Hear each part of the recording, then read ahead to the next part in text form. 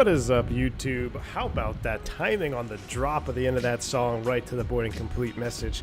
Jeremy Harvey, somebody said it in chat there. It says, just when you think that the Asia Pacific tour music could not be beat, indeed, man, you delivered once again. I think that's one of my favorite tunes. It has to be. I just want to dance when that thing pops on. So thank you so much. Shout out Jeremy Harvey again for the countdown music. We are back, guys. What is going on? We are in North Texas yet again. Well, you aren't. I am. I'm in North Texas, coming at you live from North Texas. And we are sitting where we left off in Pasto Colombia. However, we are in a much different airplane today. We are in the PMDG 737. Haven't flown this airplane for, I don't know, probably a week or so since it's been, since the Phoenix came out, really. So maybe even longer than that. I haven't been in the PMDG. But we're going to take it up for a spin today. We got two flights today, two short flights. First, we're going to go northbound to Cali Colombia. So I really wanted to go to Cali Colombia first because going straight to Quito from here would be a little bit too short. So we got two short flights, only about 40 minutes en route for both of them. So it should make for a really fun, entertaining stream. I have never even flown into Cali before, didn't even look at the approaches. But that's going to be kind of my warm-up, going to be my practice approach. And then we're going to go into Quito, which is pretty cool. It's pretty awesome. My buddy just flew in there in a 737-700 last week. Been talking to him about it. He showed me some pictures, so that kind of sparked my interest, saying, yeah, we definitely got to do Quito, Ecuador, before we continue further on south. So glad to have everybody with me here. What is going on? Russell, good to see you. Matt Warren, thank you so much, man, for the 2 months support. He says, love the streams. Keep up the good work, my friend. Matt, thank you, sir. Paul Shoesmith, you're not late, man. You're just right on time. Fashionably late. Welcome to the stream. Russell, good to see you.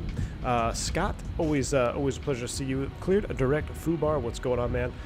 Good to see you as well. And let's see who else. Al W, what's up, man? Good to see you. Herman, always a pleasure. I saw your comment earlier, Herman, about me doing a radio ATC instructional video. I'm thinking we're going to try to do some VFR Friday stuff, so it's in the works, Herman. Doug Clark, good to see you. Aaron Hastings, hey, Aaron, good to see you, man. And many more in chat. DJ Douglas, what's going on? Good to see you.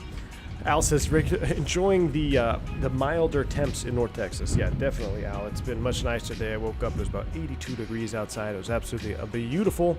A little bit different here, though, in Pasto. It's a little bit warmer, a little bit more humid, I think. Not quite sure what the humidity is, but how about this scenery? I mean, it's nice loading up the 7.3 again, and this Pasto scenery is just awesome. One of my favorite all-time airports to fly into has got to be Pasto Colombia. We've got the air stairs up here. We got some baggage loaded up on here. Don't really remember how to work my way through the baggage service and loading, so we're going to do that together, but I think it's going to be fun. We're going to have to do some sort of a Toga takeoff, no derate coming out of here, and then going into Quito. I think the field elevation is right about 8,000 feet, so it's going to be a test for the 737. I know it can do it. Let's go ahead and put it to the test, shall we? All right, let's go ahead and get this out of here. Ooh, I got to fade that out. It's good. Jeff L., what's going on, man? Less than 100 degrees in Texas. It's practically winter. Yeah, that's pretty much how we look at it. That's how we look at it. Oh, and I do have FS Realistic installed as well, so you'll be able to see that for the first time. I've been tweaking my profile a little bit to make it a little bit less dramatic. I think the default FS Realistic profiles are extreme, so I've kind of been tweaking mine. Once I get them where I like them, I'll put them to the cloud. I already have a Piper Aero PA-28 FS Realistic profile on the cloud, so if you want to look at it, it's just called the PA-28 by V1. Wow, and this guy's coughing already. I might have to change that, but did you guys hear that coughing? Interesting. All right. Let's see if we get this airplane fired up first, see if I remember how to do this. We're going to go battery on, emergency lights arm. We do have ground power, so let's go ahead and turn that on. Ground power can come online. And let's go ahead and just start the alignment process. These go straight to nav. Boom, boom, no dome light needed. Get the screens kind of brightened up here a little bit. Turn those to max. And over down here to the FMC. Pause and knit. We are starting from Pasto, SKPS. And then we're going to take GPS left, bring it back here, route SKPS to Cali, which is SKCL. Costas, it did. It sounded like he had the Rona, man. Made me nervous. All right, we need to find out what the winds are doing here real quick. So let's just get a quick METAR. Because we up at these altitudes and these weights, you really want to make sure you are taking off the right runway. So let's try to be accurate here. Right now it's pretty calm. 350 at 6.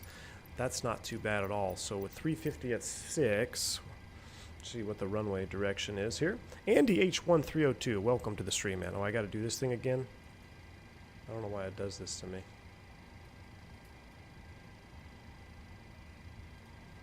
This should be good to go. There we go. And let's load in the... this is missing the EFB already, right? Missing the EFB. There we go. That's the flight plan we want. Let's take a look at the 10.9 page. All right, so with 3.6, yeah, we'll just launch off of runway 2, which is the one we took off from, or I'm sorry, one we landed on. So we're going to do a back taxi to runway 2. All right, I'm just going to put that up there for now. I'm not going to close it. We might need it later. So let's go ahead and get our box loaded up here.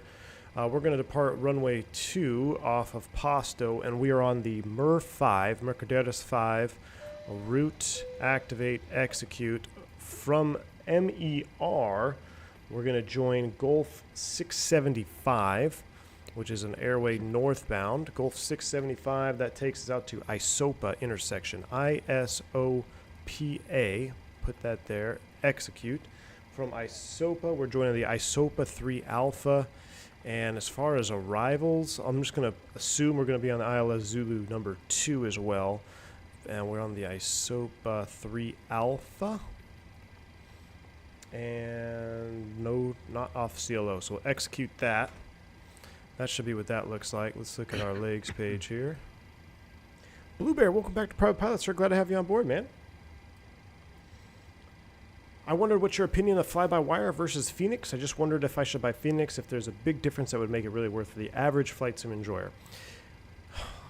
Look, if the Phoenix is a much different airplane compared to the fly-by-wire. The fly-by-wire has a very good setup for going A to B, and if you just want to enjoy some really, really, really good sounds and do a normal flight, the fly-by-wire is going to get you covered. Now, if you are flying, and the best part about this is the fly-by-wire is free, right? So if you like the fly-by-wire and you're having a good time and you want more out of your airplane, then jump into the Phoenix. I mean, for the price, I don't think you can go wrong with the Phoenix, but it's a different airplane, right? It's a classic 320 versus a Neo. It's a little bit older, got some older techniques, and it's really good at what it does. So I would say, do the free one first, and if you want more, definitely pick up the Phoenix.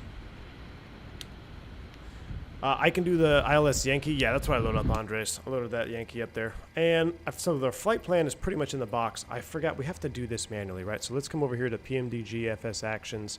Let's start doing our ground services here. Our fuel truck, we need, according to Sim Brief, for this flight, and I don't want to be over fueling us here either because it's going to be a little bit tight. Let's take a look.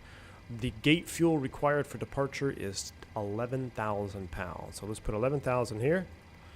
I'm going to put a target in there. We're going to have to get the fueler to come over, but we also have to finish the passenger boarding too, which is 125. And then we need the passenger bus to show up. And then as far as the cargo, we've got 2,500.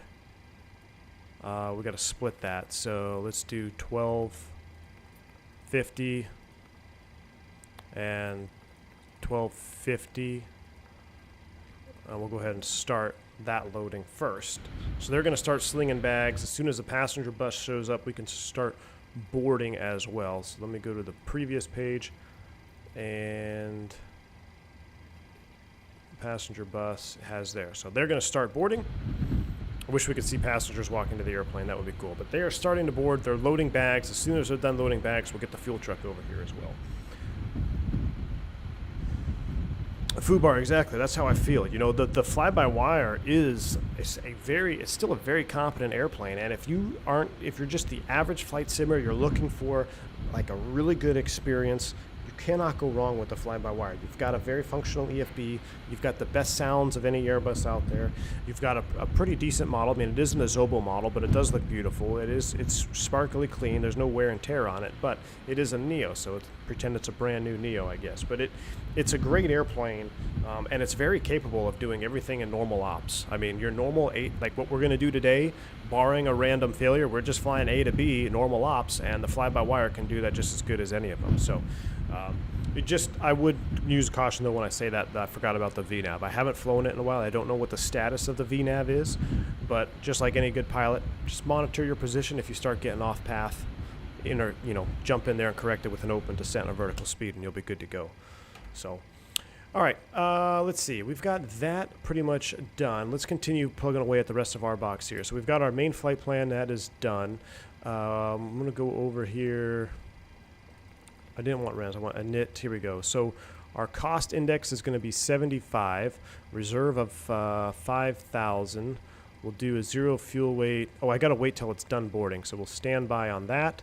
Our cruise altitude is pretty low. It's only 230 today. It's a short flight. Really? Well, let me do it. I have to type in FL 230. Oh, maybe because I need the other stuff first. I think it's because I need the other stuff first. Yeah, see, it's actively changing. So we'll wait till it finishes, and then we will then we'll finish the perf page. But that's good. Let's go ahead and get the left fuel pump on, or the left aft, excuse me, and then we will fire up the APU while we're sitting here, get some air to the cabin.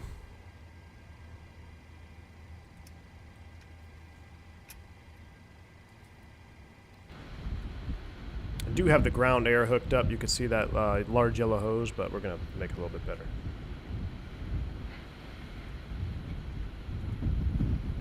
Mr. Martini, what's going on, man? Welcome.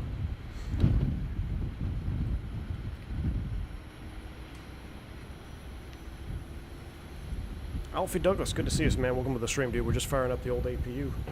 I haven't flown this airplane in so long. I forget all about all the sounds. I forget. It sounds pretty good though.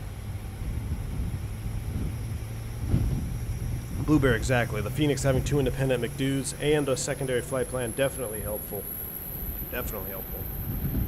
Yep, Captain Jarrett, we're headed to Cali, Colombia, my friend. What sceneries am I using? I'm using the Payware Pasto Colombia off the Flight Sim TO, and then I'm using, there's like a edited Cali Colombia that I'm using. All right, so APU can come on bus, and let's go ahead and get the bleed for the APU on. Let's get the packs on. Get some air in the cabin. That's good. We'll leave the seatbelt sign off for now because we are we're still waiting on the rest of our fueling. I should have done this. Logo light should have been on. Position and strobe is on. That's good. Our top altitude, or our cruise altitude, is 230. Let's set that. We do have to look this up here. So let's pull up the old Navigraph. What is our arrival airport elevation? It's got to be up there. Elevation is 3162. So we'll do 3,200 feet on the landing altitude. I feel like did they adjust the sounds in this airplane? It feels a little bit quieter than it used to be. Maybe that's just me, but it sounds quieter in here. Maybe I'm used to the Phoenix. 122.8 is set. We're going to squawk 2,000 down here.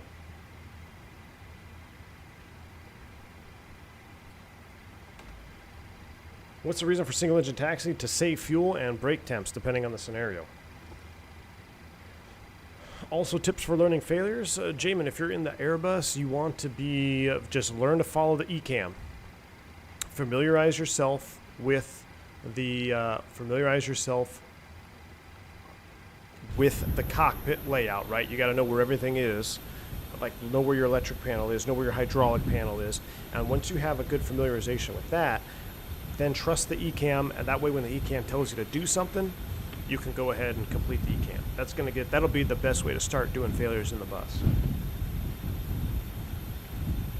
Jeremy, I totally agree. It seems like it's been downsampled, or like the sounds are not as rich as they used to be. This is the first time I've flown the PMDG since the update, so. This is a 737-700. And I am using FS Realistic Pro today, Florida Wings, I am. That's the wind sound you hear out here. That's the wind sound, that's FS Realistic. So it looks like they're gonna get rid of these carts, I hope. They're doing something here. They're becoming one. Okay, there they go. Now they're getting out of here. As soon as we get the carts out of here, we can get fueling. One thing that I noticed that I don't like either is they've tinted these windows. Like, you see that? I don't really like that. I don't know why they decided to tint the windows like that. I don't know if that's realistic or not, but I feel like whatever they had before was better. It was like a clear glass. This has got a legit tint on it. I mean, I can see a little rainbow thing down here, but I think it's a little overdone. I don't really enjoy that. What do you guys think?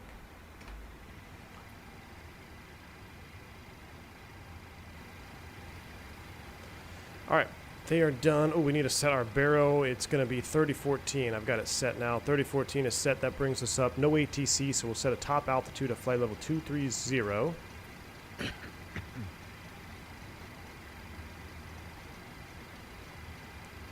230 is set. Let's get our fuel truck up here now. Yeah, it is annoying doing this with the FMC, for sure. All right, he's on arrival hold because the lav. Hopefully the lav is done. Let's get the lav sucker out of here. Oh, these guys are still on the way too. So we'll get the lav sucker out of here. We'll get the aft cargo out of here, and then we should have the fuel truck roll up. Ronald James, thank you for the $2 super chat, sir. He says, how do you know when to use L as Yankee or Zulu? Explain, please. That will depend. I can't just flat out answer that one way or the other because it can change depending on the airport and the type of approach. You have to look at your transitions. You have to look at what. There are two different approaches, a Yankee and Zulu. That just means you have two different ILS approaches. It's kind of the same as like ILS Alpha or ILS Bravo. I mean, they're literally just two different approaches. And depending on the chart, it could be a different transition, it could be a different minimum, it could be a different navigational performance requirement, it could be a different category requirement. So there is a slew of different requirements for why you would choose one over the other. But don't read too much into it. They are just two different approaches. That's how they categorize them, and they start with Yankee and Zulu. All right, so I think... Okay, yeah, we are fueling now. Good. So fuel truck should be coming up. There's the fuel truck right there.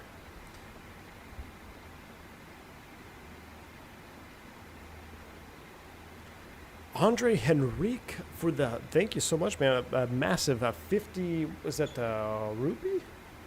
Thank you, man, for the 50 rupee dono. Appreciate that. He says, good afternoon, Captain. Could you please tell me what are those little black displays above the McDo's for the 320? Thank you very much. Andre, thank you so much for your donation, my friend. Those, I believe what you're talking about in the 320, you're talking about these little displays up here. Those are the DCDUs. Those are for data link, or, well, it's like a digital controller data uplink. Is that what it stands for? That's basically used for texting the controller, CPDLC. So you can do other stuff on it. You can get ATIS on it. You can get a couple other things on it. But it's a DCDU, and that is used for using CPDLC and uplink. Now, the only way you can use it correctly in the Phoenix, I believe, and I know someone in chat may know the answer to this better than I do, but I'm pretty sure you have to have a controller on VATSIM that is using CPDLC. And the only centers or controllers I know that use it are in Europe.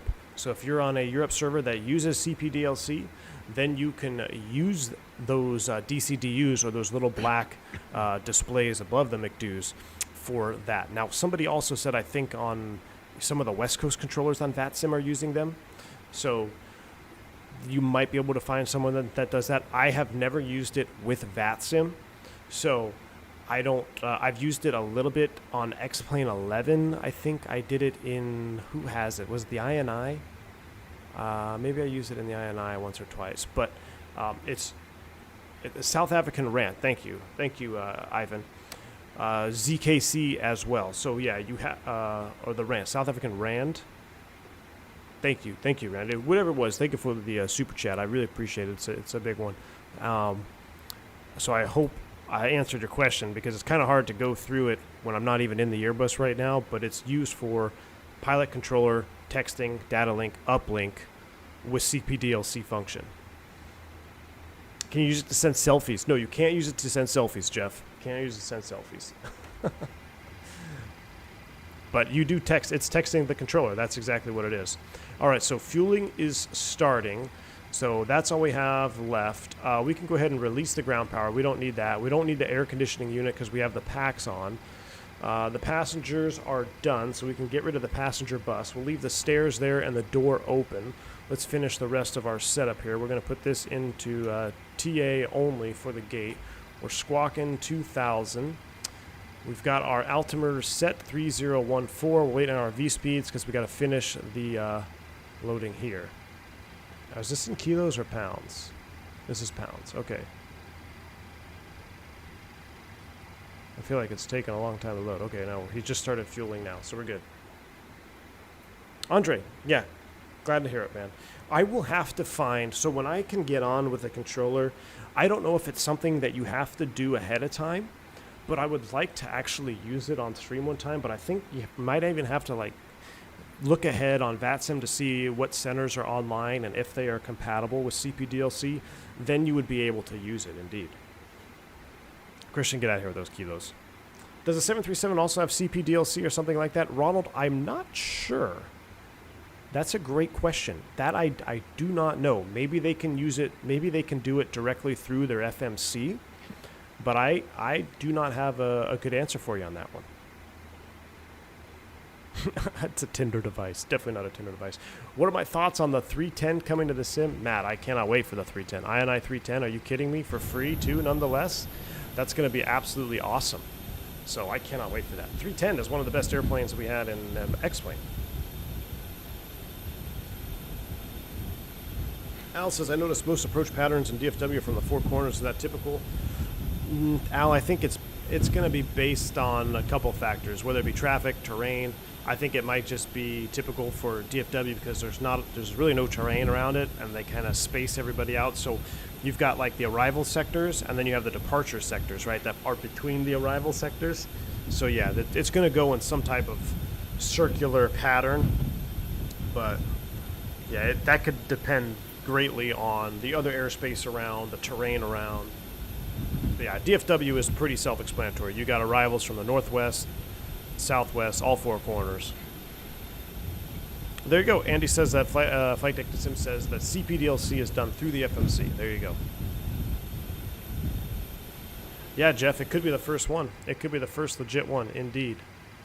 All right, so we're almost done with the fuel. So after that, we're going to fire it up. We're going 230. We'll bug our V2 speed in here, and we'll get terrain on. I can't wait to hand fly this. We got the Boeing yoke today, the hand fly. Beautiful. Sasha Brown, welcome. Welcome to the stream.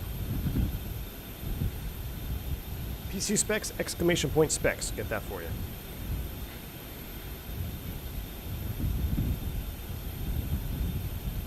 If you want a more challenge, go down south to Segu, SCGU. Might have to look into it, man. Mohammed, what's going on? Welcome. Says, hi everyone. At what point do airline pilots disengage the autopilot during approach in the real world? Is it on final approach? Mohammed, that depends solely on the operator. Some operators, especially some foreign carriers, they require the autopilot on to be down until you are pretty low level. Where I work and in the States, you can pretty much turn the autopilot on or off whenever you want to. So it's completely dependent upon the operator.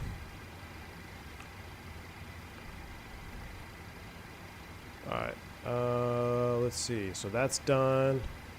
Everything is done. Cool. So, oh no, he's almost done. 11,000. Boom, done. We can release the truck.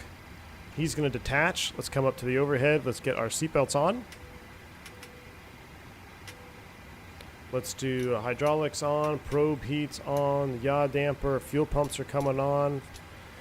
And we're going to go ahead and go packs off.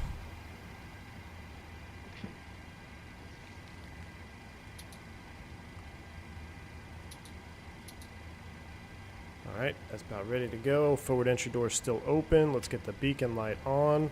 Let's prep our better pushback. Oh, I'm sorry, not better pushback. We're going to use toolbar pushback today.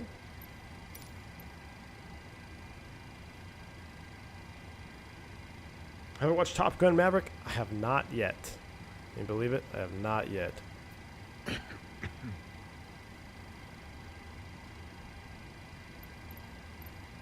Cockpit to ground. This is ground. Stand by. Alright, so let's go ahead and do doors. Close it up. Up to the overhead. Let that forward entry light out.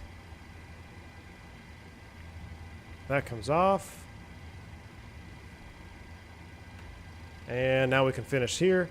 Do a 0 fuel weight. Why did it give me a error? 111.0. There we go. Cruise altitude is 230. Execute N1 limit. We're not doing any duration today. Takeoff. We're going to do a flaps 5. Okay, sir. The bypass pin is installed. 19.1, 22, 24, 31. So we got a bug 131. Okay, cleared for push start. Parking brakes are released.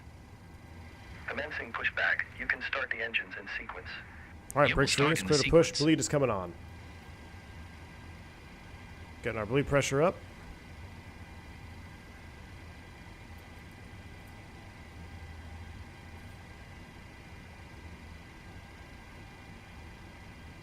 I've done this before. Ah, that's why. Hold on. It's like a bleed demand system, so I gotta reset this.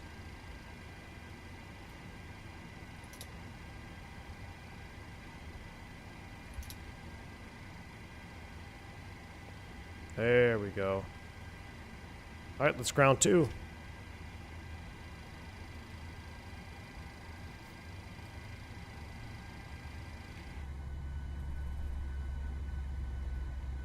Man, it does seem awfully quiet, doesn't it?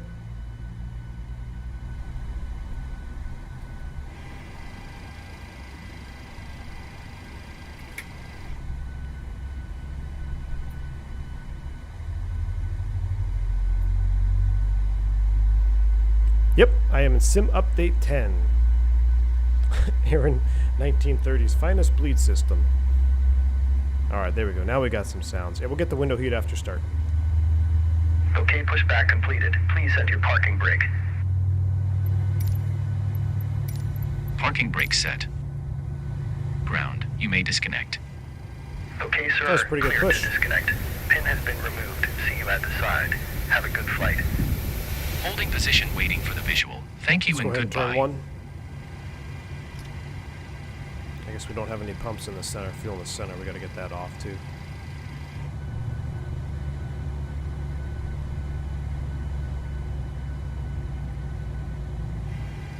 Do any 737s take off out of here?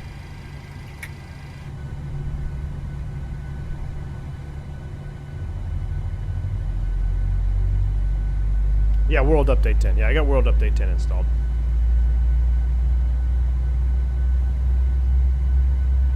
Jeff L, I don't know. I don't even take the chance. I get rid of toolbar pushback for the Phoenix, and then I reinstall it when I am not running the Phoenix.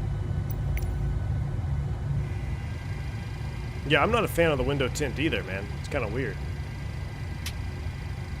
Alright, start of valve open. There we go. We got 2 good starts.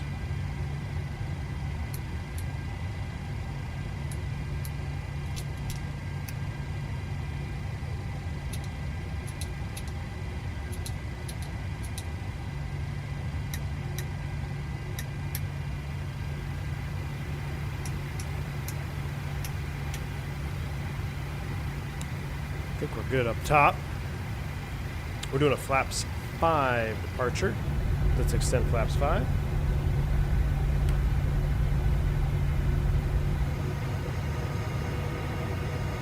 Yeah, the window tint's pretty bad, I think. Nope, only ATRs alongside 319s and 320s. Oh, wow.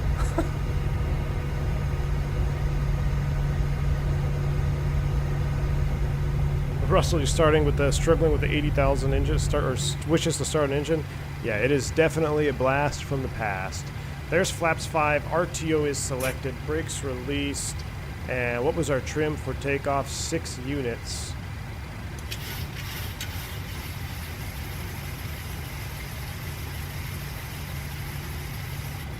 Let's do a takeoff config check. That looks good. All right, look at that. We haven't forgot much at all. Taxi light is on.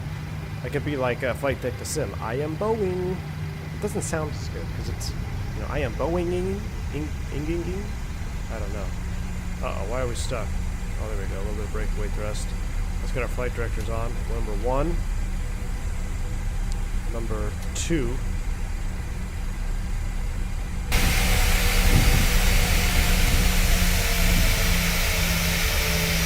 Take the right turn here. I like this livery. Equa Air. I think the call sign's Equinox too.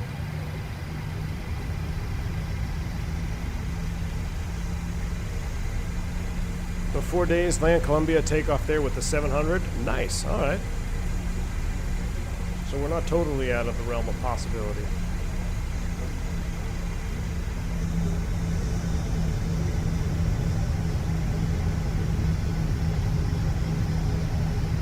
It'll be interesting. I've never done a 180 on the runway before in the 7.3, so we're going to have to try not to go off-roading. We're going to back taxi here to runway 2. Yeah, the window tint's awful. They need to get rid of that, or there needs to be a mod. Bring me back. The original glass looks so good. I even said that it was one of the best looking windows I've seen, and now of course it's all different. Go figure.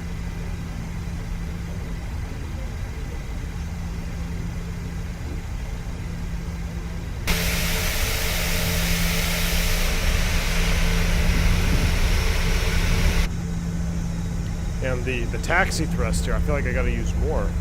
What am I using to roll? I'm using almost 37% N1 just to taxi? It seems a bit off. Thoughts on the Honeycomb flight controls? Looking at getting some. Tremaine Lewis, the Honeycomb Bravo is probably the best, actually not probably, in my opinion, it is the best throttle add-on that you could possibly purchase for your sim. You can fly a Cessna like a 172 with all the proper controls and then go straight to a 747 and have it changed out and compatible within less than 60 seconds. Very compatible, a good range of throw. Having the trim wheel is very, very nice. And then, of course, you can go to town with mods. Like I've got some mods here on mine you can see. I still run my Airbus levers because these are full-size levers. It's a little bit better than the default ones, are pretty tiny. You can see, like, this is a default one. Look at the size difference. See how much smaller it is? But that being said, you don't have to do that right away. So if you have an airplane you really like, you get some 3D sim mods on there. So it's very compatible. Best piece of hardware that you can buy for your sim, in my opinion. The Alpha yoke, for me, unfortunately, it did not do so hot. It was great for about a year, but I don't know. It did not last. It did not last. I thought it would last a lot more. It did not last for me. I've heard of some guys having similar issues. But overall, I think it's a great product. As far as the Bravo is concerned. The Alpha, I don't know. Depends on what you fly mostly. If you fly mostly airliners, really look into the TCA Boeing yoke. If you do fly GA mostly, then get the Alpha. Just be careful of the cable and just look at the cable fix if you need that. But congrats, you're now banned from the PMDG forum by talking about the N1 tax requirements. Yeah, I mean, they can ban me all they want if they're still on forums. I didn't know we were still in, like, 2002, but, yeah. I'm pretty sure you don't need a taxi at 40% N1, 37%. All right, let's go ahead and bring it around. But I don't know. I mean, it could be. I'm not a Boeing driver, so what do I know? Yeah, you would need a little bit of thrust because, you know, the density altitude, but not, I mean, not 37%, my friends. I mean, shoot, we only have 10,000 pounds of gas on board and 125 people, too. It's not like we're super heavy. Okay. Here we go. Let's go ahead and light it up. What is that noise? Is that FS Realistic in the background? Yeah, it's like the cabin noise. All right, that's coming on. Can't. Strobing steady. Wing light on. I think we're ready. Look at that. Oh, I forgot. LNAV, VNAV. We don't have LNAV off the ground? Why can't we arm LNAV off the ground? Must be a heading we have to do. Okay, so let's get our heading bug. On departure, then it is 0, 1, 2 on departure. Oh, there we go. Arm auto throttle. LNAV. Still won't do it. That's alright. We're heading off the ground. Are you guys ready now? Spool them up 50. Yoga's in chat.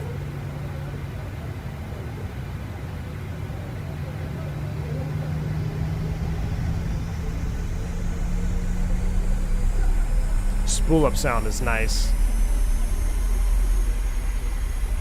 And Toga. Oh yeah. They got good engine sounds though, I give them that much. Alright, N1 Toga.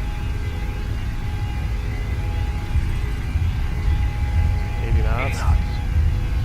Set, neutralize that forward pressure. V1, rotate.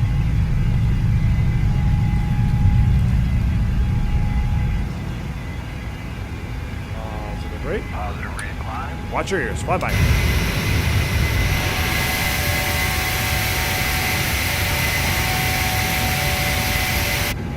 Oh, that's nice. Coming to 011. Jeez.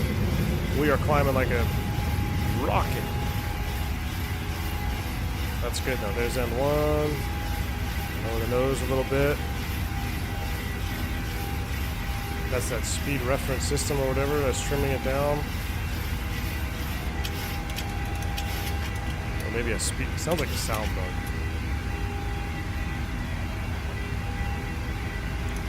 Flaps 1. Oh, look at that departure though.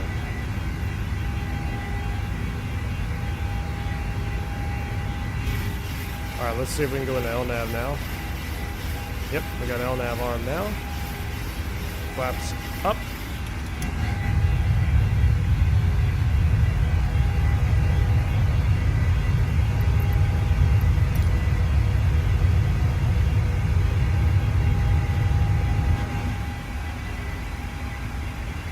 Speed trim system, thank you, pilot boy. I'm an Airbus guy at heart. What can I say? All right, here comes 10,000. That was quick. Let's go ahead and get the lights off. With all 5,076 light switches up here.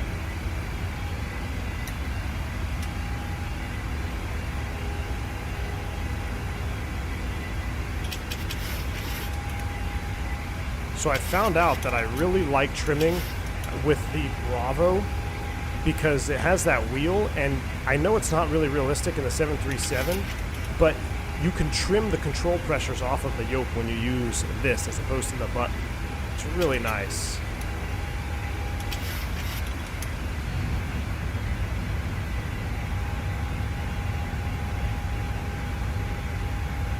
Straight juicy coming out of here though.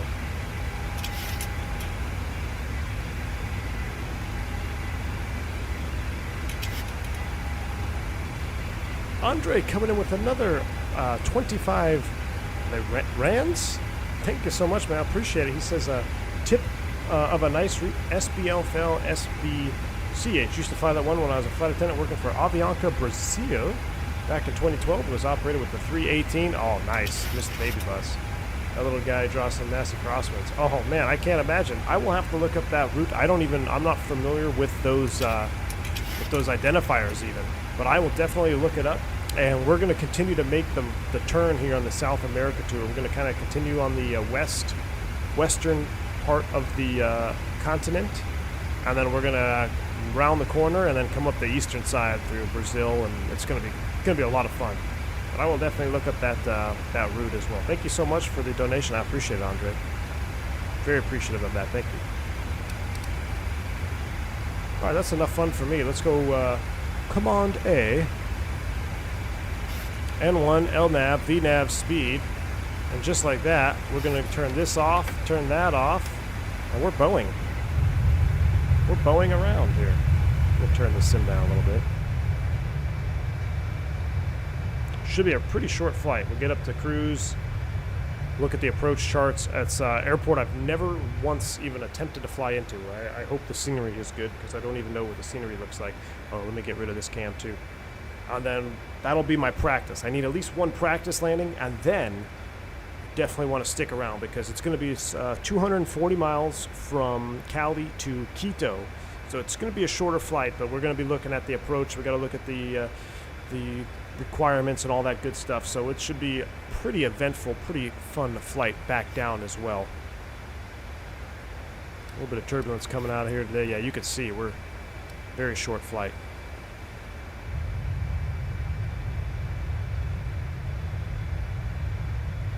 Florianopolis to Chapico. I probably butchered that, but thank you, Andre. I'll check it out.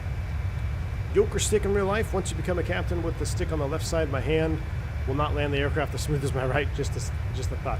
Even it just honestly, after a couple of sims, you know, when you're making the transition from the right seat to the left seat, you get used to it. It is awkward at first, no doubt, especially if you're right hand dominant, which I am.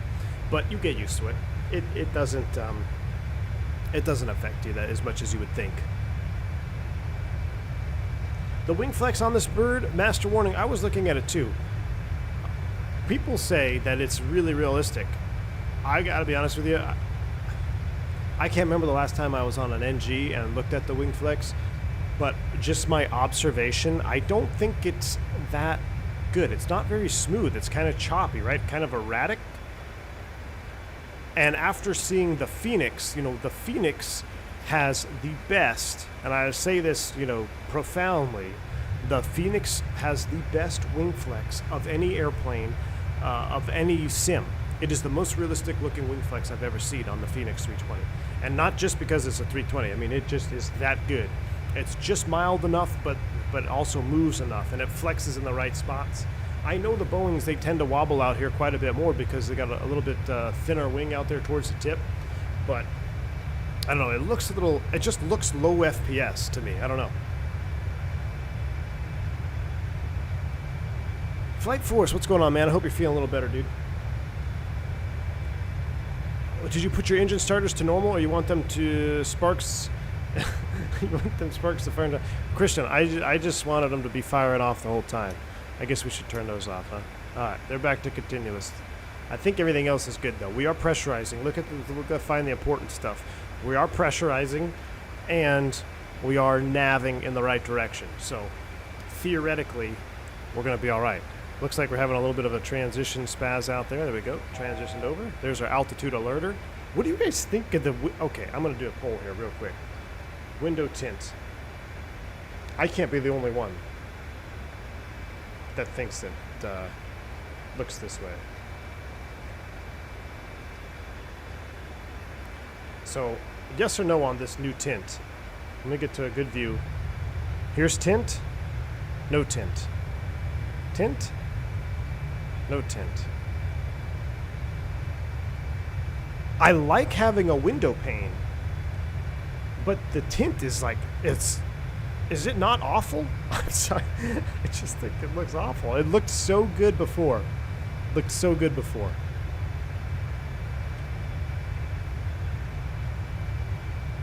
I feel like I'm being extra critical of the airplane today, but this is the first time I've flown it since it's been updated, and I'm kind of shocked. Like, the sounds seem a little bit different, and the window tint is just throwing me off. Like, this one's not as bad because it's got the sun on it, but... Idioto says, hey, everyone, I just passed another one of my theoretical exams here in EASA land. I'm excited to join the real fake pilot soon. Hey, man, that's awesome. Congratulations, dude. Getting rid of that theoretical part, the exams for EASA, is very difficult, very challenging. And it should be a huge relief off your shoulders, man. Keep knocking them out. Congratulations on getting another one knocked out. Not before long, and you will indeed be on the fake pilot soon. Congrats, man. Dorian, I agree. It should be an option. You know, at least an option. Like, see, here's a good, if I pause it right in the middle, Look, you can see the difference. That's pretty drastic. I can't remember the last time I flew on a 737, but I don't think it was like that. I'm going to turn off the FS realistic sounds. A little bit too much noise. Pilots always have something to complain about. Exactly, Mr. Martini. That's how you know I'm a real fake pilot, is I'm always finding, number one, I always got to get an excuse for my landing before we even land, and then you always have to find something to complain about. Okay, so I guess the majority of chat there agrees with me there on the poll. Interesting. Okay, I just wanted to make sure I wasn't the only one that noticed this. There's a joke for pilots. It's like you could have an airline that says you only have to fly 1 day a week. You only have to fly on Wednesday. But you'll get paid the same that you get paid right now flying, you know, whatever, however many days, 20 days a month or whatever. But you only have to fly 1 day a week on Wednesday for the rest of your career. What does the pilot say? Do we have to fly every Wednesday? Because we will always find something to complain about. That is very, very true. Okay, top of descent is only... Oh, shoot, it's only like 10 miles out there. I can see the altitude of ISOPA is 10,000. So I'm going to dial in 10,000 in the window, and then we're going to look at these charts. This is my practice run. It's a short flight, but I needed to get a practice landing in here. Plus, everyone likes seeing 2 landings. Who likes to, you know, no one comes around for the cruise part of the stream. We always want to see the landings and takeoffs, so it should be good. I need to get at least 1 practice in my belt here, and then we can head down to Quito. Even you think okay, DCS, even I agree with you. The wing flex in DCS is very, very good. And the way they run the condensation in DCS, absolutely. I will not disagree with you there, Ivan. Ivan? I think I said even. Ivan, thank you, man.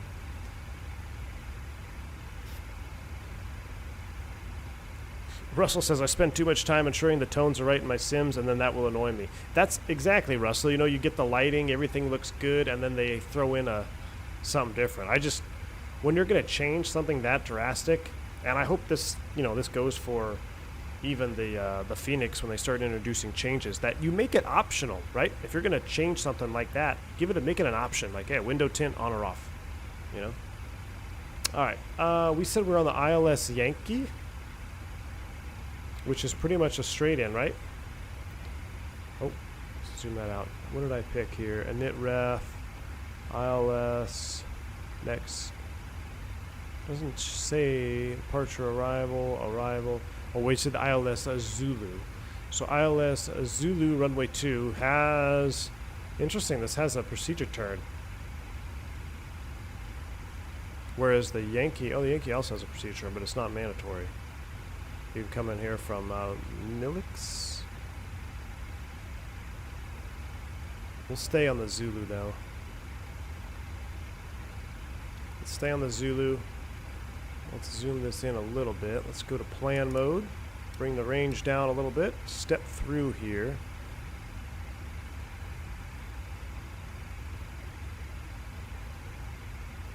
$19.60. That's part of the arrival. CF02. Where is that?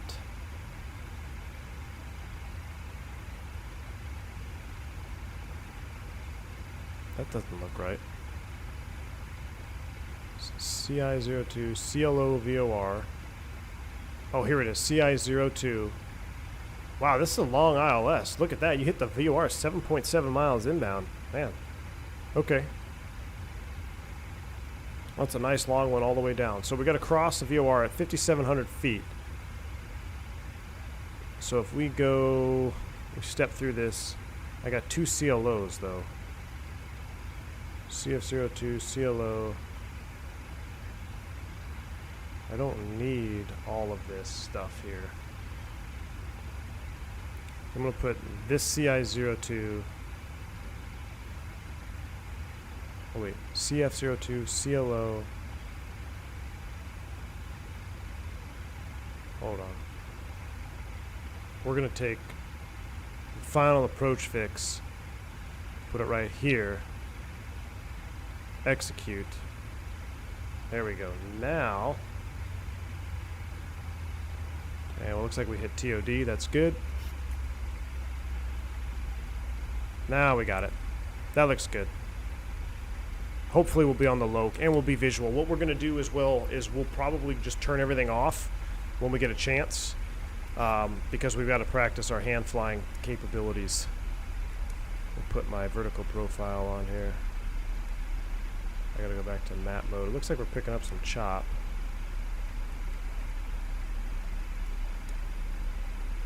Stop moving on me. Okay, I think this is FS Realistic doing that. It's driving me nuts too. I might turn that off. Here's what we're going to do. We're going to turn FS Realistic off. I don't like...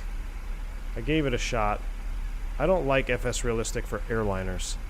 I'm loving it for the GA stuff, but in real life, the airplane doesn't move around like that. I mean, it might, unless you're in some severe turbulence. I mean, your head moves, but relative to you, it doesn't really jitter around all that much. You don't get a lot of vibration. It's all pretty still. So in GA, I think FS Realistic is awesome, but yeah, I'm gonna have to tune that down. I'll have to work on that profile, so I'm just gonna turn it off for right now. All right, but we're coming down. We're a little bit high on path. That's all right. Let's get a proper altimeter. 29908 is set. That is set, and we also need the rad outs is 218. So we'll go to radio, and we're going to dial in 218 here.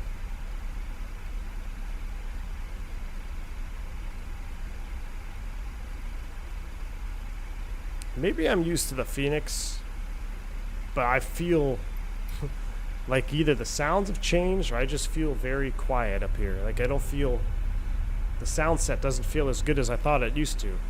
I don't know. I do have the Pro version, Pixelated Wolf. I have FS Realistic, the Pro version, and I gotta say, I really enjoy it for the light aircraft. I've been flying the Aero, and I've been flying the Cessna 310 and the 414 Chancellor, and I really, really like it. I actually have a dedicated profile for the Aero, and I'm actually trying to set a profile now for the 310. But when it comes to airliners, I'll probably make a profile for this, but I'm gonna turn everything off except like the touchdown effect and maybe taxiing, because that's really the only time when you're going to see this panel kind of jiggling. In real life, remember, you're sitting here in the seat, you got 1G, everything is pretty much the same. So you move with the airplane. It doesn't sit here and go up and down on you. That's just unnatural looking to my eyes. But in a GA airplane, it's different. You feel every little bump. We're high on path. Let's go ahead and get the spoid brake out. We're coming down quick. It looks like it's going to be a nice visual day here anyway, so we'll be fine.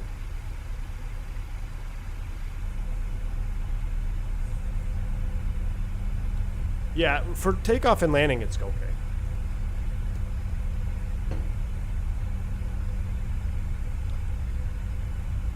Staying cool today. My sister's a bit toasty in Texas. Steve, you know what? It's not too bad up where I am. I'm up real far north Texas, so it wasn't too bad earlier. I think it's going to warm up, but when are we going to get a GA stream? So, for my members, I've been streaming in the members only Discord here for the last couple days.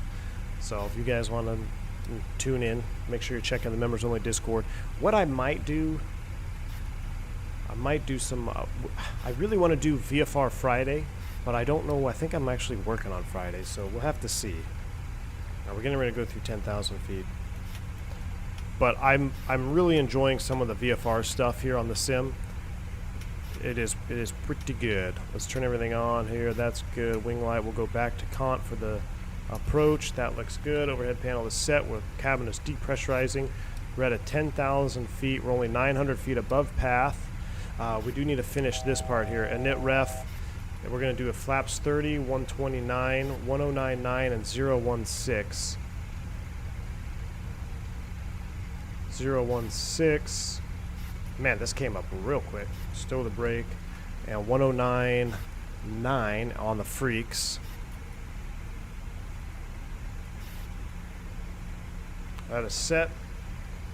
You work at Cali? Nice. As HTC Daniel. Well, thank you, man. That's awesome.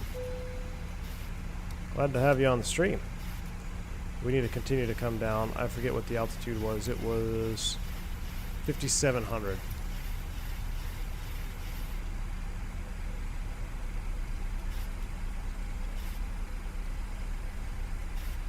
We need to catch it, so let's just go vertical speed. Come on down. Oh, no, now it caught it. VNav. No, it didn't. Oh, that's my wife calling me. Silence that for right now. Should be off the nose out here. Let's go ahead and arm it up. Let's go approach mode arm.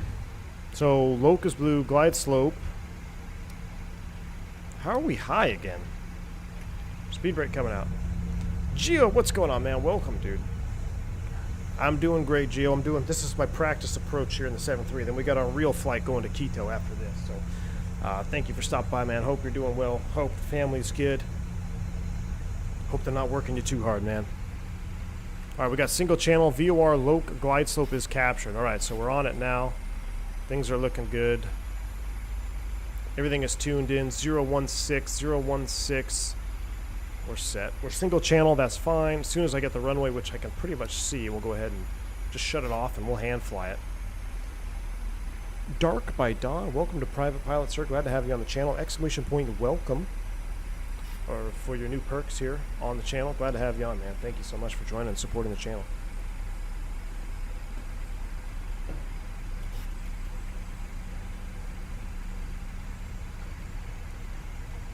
Try to pronounce it as if I was Russian. Sorry. It's even. Even. Okay. I like the Apple Ivan. I'm sorry, dude. I'm sorry. Even. You better unsilence your phone or it'll be sleeping with the beagles. Pro tip. Blue Bear. Well, here. Guess what? So, well, they're out of town. So, I guess by her calling me, it means that they've survived the flight, which is good. But I gotta land this airplane now. Priorities, my friend. Man, I got home Sunday. Wife already had the honey-to-do list for me. Oh, Gio. Those lists will be the death of me. They will be the death of all married men. And just men in relationships. Jeff L. Welcome to Private Pilots. Thank you so much for supporting the channel. Exclamation point welcome for you as well, for all you new perks there. Appreciate the support. You guys are awesome. Alright, let's get the speed brakes out. Let's go ahead and slow down here. Come on. Oh, we need recorder on. Oh, you know what? We're not even going to do a replay on this one because we're going to quick turn. So no replay. We're going to do a real live quick turn. We're going to put it at the gate. And we're going to just set up for a return.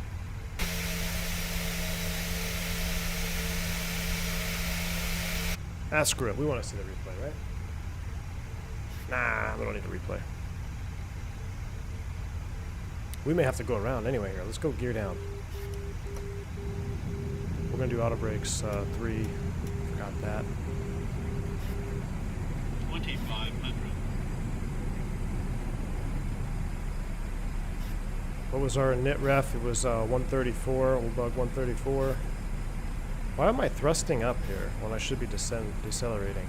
I'm going to go ahead and turn you off, auto throttle. Let's turn the autopilot off. Oh, I think that was approach idle. Maybe that's what that was.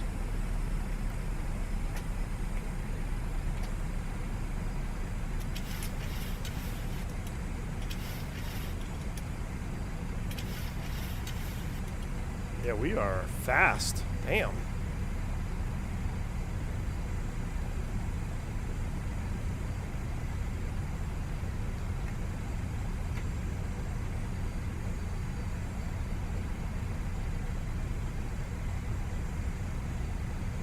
She's coming back.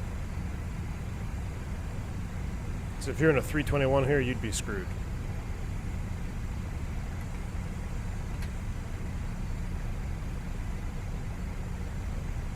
Your YoCam MSFS. Oh, that little bit of shake?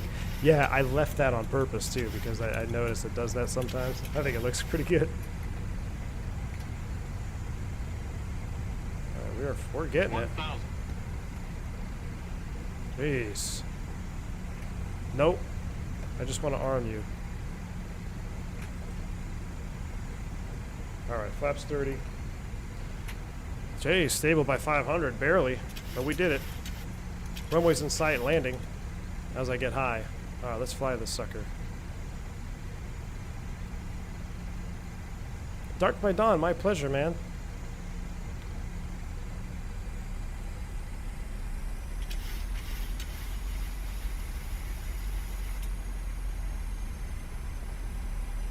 Cali Colombia. Here we go. We're on slope. A little bit slow here, correcting.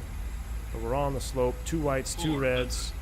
Speed is coming up. We're looking good. Oh, that's because I have flaps 40. Dang it. I wanted to do flaps 30. Approaching minimums. My flap lever went too far. That's all right. We'll just knock a few knots off ref. Minimums. It's probably good practice because we're going to do flaps 40 in Quito as well. Quito is 5,000 feet higher than this field right here. That's crazy to think about. 100. 50. 30. 20. 10. Oh. I'll take that. I didn't do the check close, so it's probably pretty firm. I forgot all about that.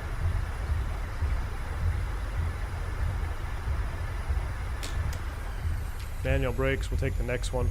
Wow, this is a long runway. According to Flight Deck to Sim, you don't want to drop below VREF. It's considered unstable.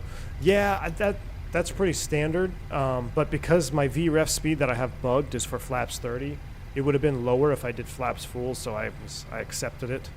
But yeah, you definitely you don't want to be flying below ref. That is, I would definitely agree. That would be considered unstable. All right, not bad though.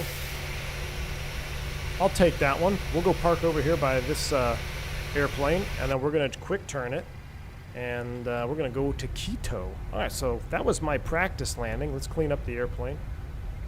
I love, love, love the looks of the NG wing with flaps 40. It just looks so cool, those flaps hanging way down. Definitely looks better than the Airbus. Pains me to say that because I love the Airbus, but you cannot beat that 7.3 wing with flaps 40. It just looks so juicy. James, okay. XP72 had to turn his FS realistic off because it was messing with his zoom in cockpit. I thought I was going crazy, James. I honestly did. If that's a known bug, then I have had that issue. I've had that same issue, man. Had that same exact issue. Let's go ahead and start the APU as we taxi to the gate. I've never really done a turn with this, so it's kind of fun to just take this in, stay realistic, see how fast we can get her turned around here. Let's go back to steady. We're cleaned up. Heavy1, why is engine 2 started before engine 1 sometimes and the other times first 1 and 2? Man, that is the million-dollar question. If you're talking about the Airbus, there is no logical reason to start number 2 first. No logical reason to start 2 first. Some operators do it, but there's really no benefit to starting 2 first over engine 1 first. There is a benefit to starting engine 1 first because you can have dual redundancy on braking systems when you're taxiing out. So, and you don't have to run the PTU. So most operators, if you're going to do a single engine taxi, say you start engine 1 first, but I know it can be different wherever you go in the world, man. It's 99 in hot Atlanta. Ooh. The airport that Kolchakwe is 13.6. Wow, what airplanes fly into there, Andre? What type of aircraft fly into that airport? What's it serviced by?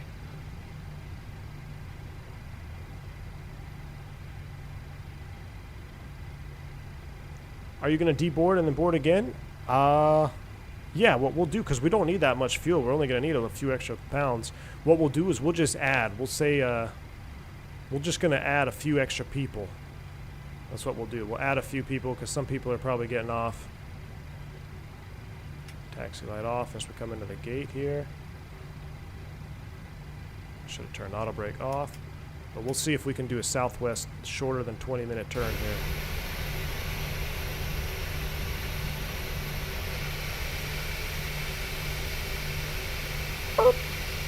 Big earn stop. Brakes are set. Up to the overhead. Let's go APU on generator 1, generator 2, and number 1 and number 2. Spool them down.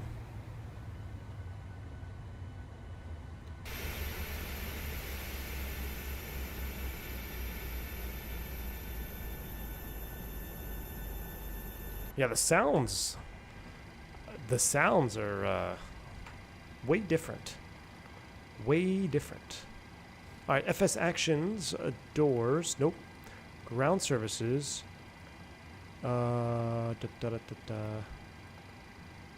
Jetway. Will you connect now? Let's see if we get the jet bridge to come over. Inhibited?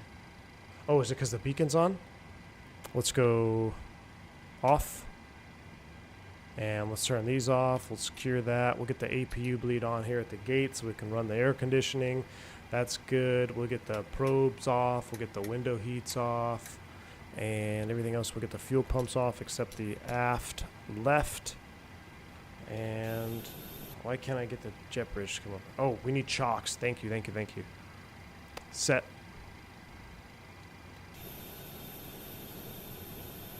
Come on, baby. Maybe the jetway doesn't work here. Oh, there we go. Arriving. Is it?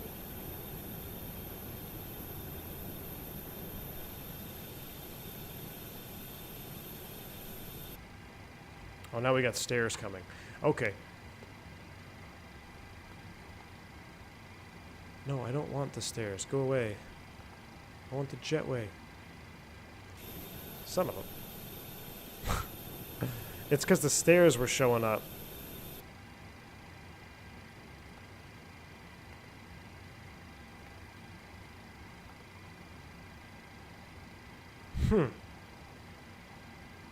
We're going to need a fuel truck. We'll bring him over here. Let's go ahead and... There we go. Stairs inhibit. Okay, whatever. It's going to bring the stairs over. Whatever. A jetway costs 600,000? Why would you open the door before the jet bridge got there? That would never be the case.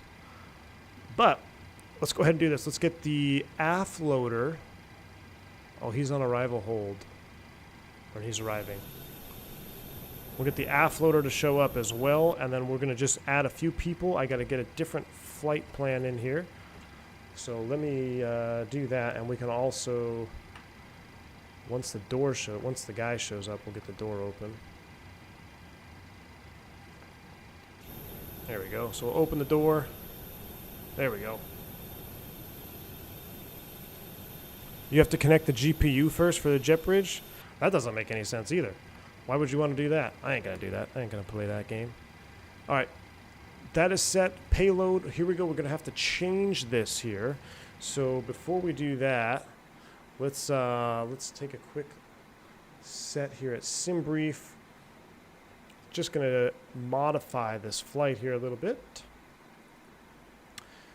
CL, and we need Quito, which is SEQM. That looks good. Hour 25, good. Generate. You have to connect the GPU? So you have to connect the GPU for the jet bridge to work? But the GPU in real life is connected to the jet bridge. And the jet bridge cannot move if the GPU is not stowed. That prevents the jet bridge from moving with the GPU connected to the aircraft. That's interesting. Let's see here. No, it says external pit power. No, I don't want that. I just want GPU. It says jetway inhibited. All right, now it's pulling it away. No, come back.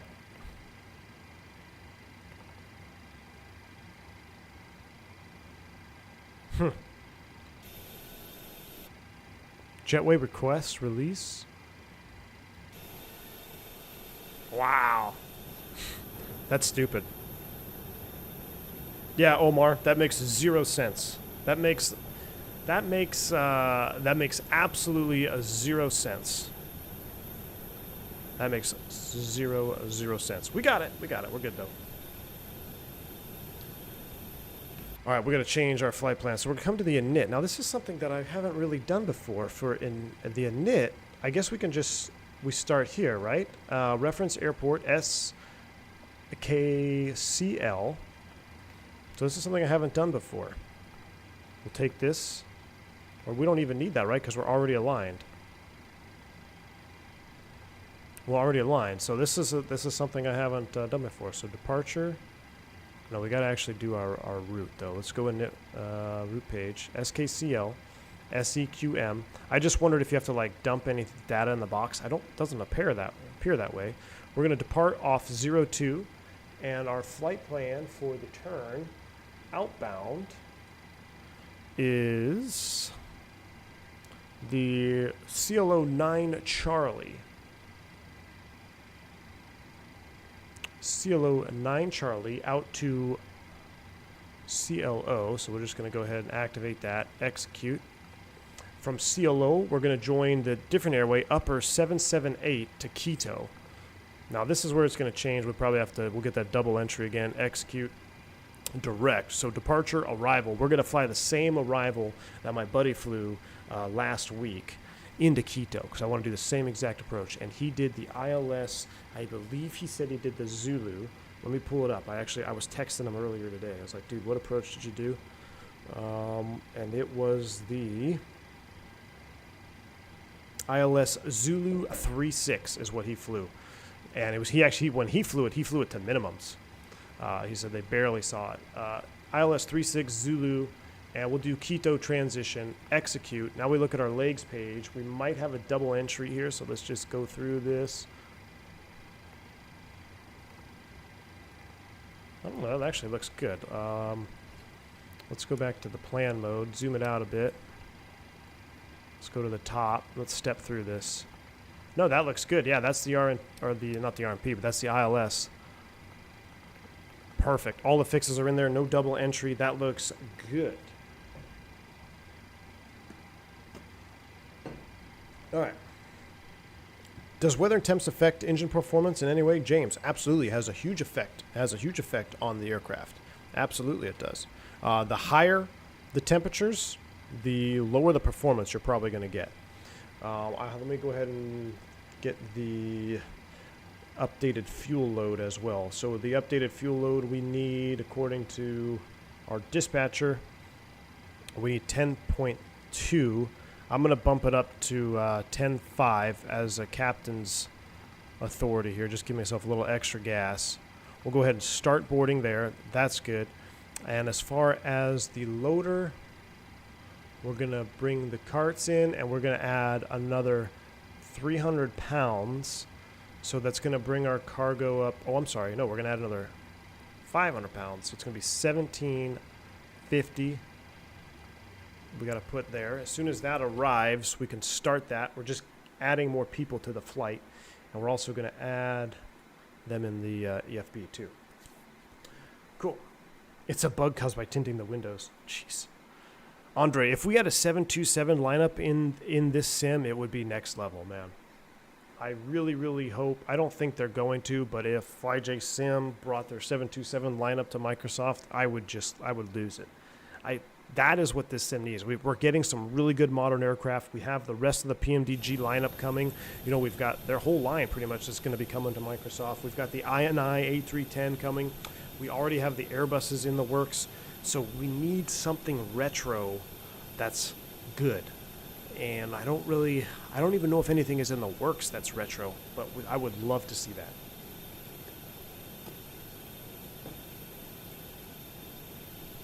It's right above the VAR. You just discovered it. Soup. I'll have to check that out, man. I didn't know that was in there. All right. I got to start loading this. We don't want to leave people behind, their bags behind. So let's get that done. And passengers, 140. All right. And why can't I board? Is the door not open?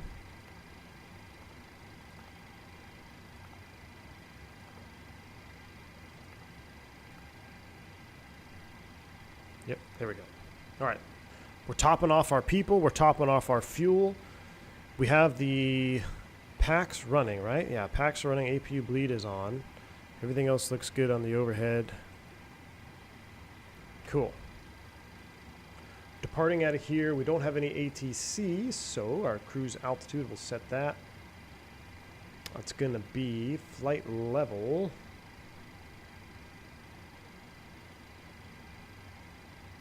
I can find it. 350. We're going all the way up.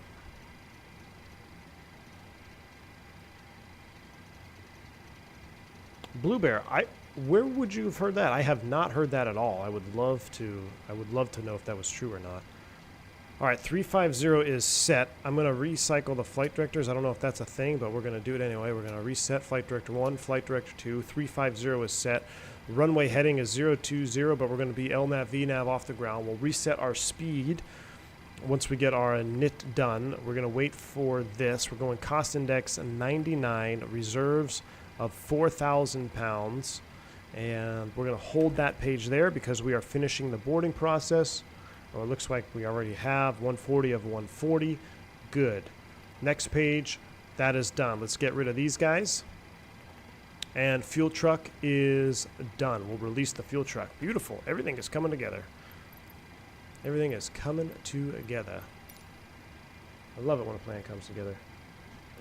Scale modeling. This is leg 2, man.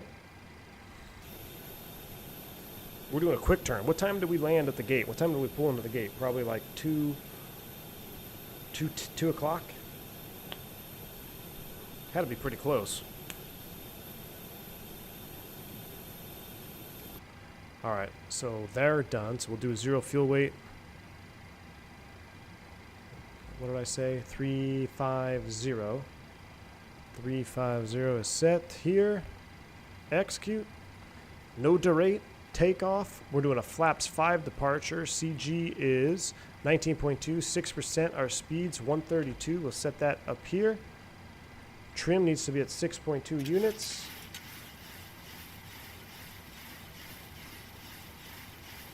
We're about ready to go. I'm going to close that off, put this back into normal mode. There we go. Map mode. Terrain is on. Zoom the range down. Get a current altimeter setting as 29 or 9 or 8. That's the same. That looks good. Now we just need to get a better pushback up here.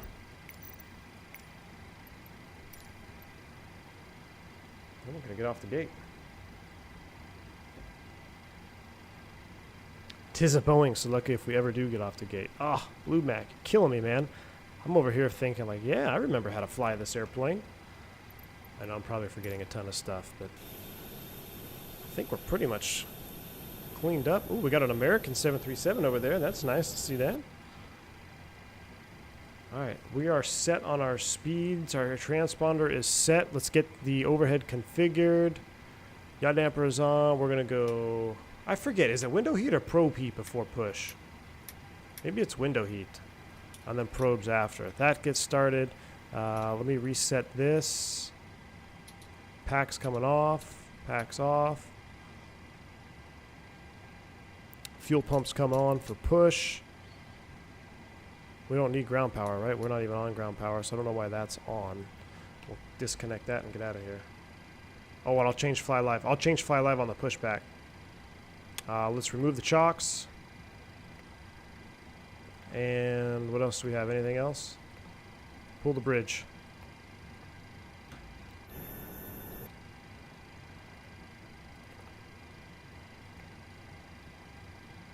There we go. Are you disconnecting? Alright, we'll have to figure it out. We'll have to just push with the bridge on. Alright, here we go. Open this up. APU bleed on. Pushback. Request. The sounds are like dead. What happened to the sounds on this airplane?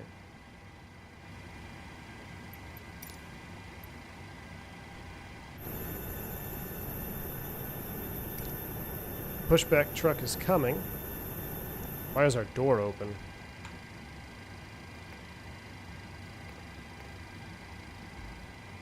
Wait for this forward entry light. Good. Door's shut. We're ready to go.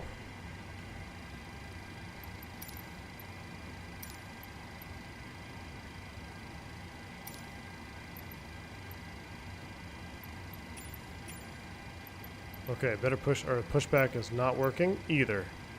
Okay, done with you. You're dead to me. Toolbar pushback, you're done to me. Brakes release, clear to push, shift P, here we go.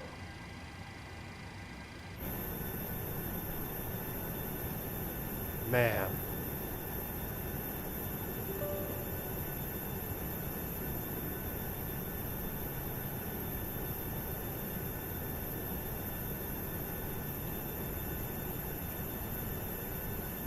Should update fly live here. Should be updated for you any second now.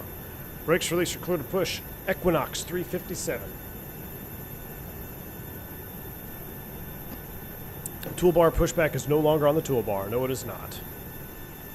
It's like, I was saying this to some guys in the Discord earlier. I was like, you know, this sim is so good in so many areas, but then it does some of the stupidest things, and you're just like, why? Like, the tiniest details that just don't line up, and it makes it can be frustrating. Magnus, I agree though. The livery is nice. This livery is pretty sweet.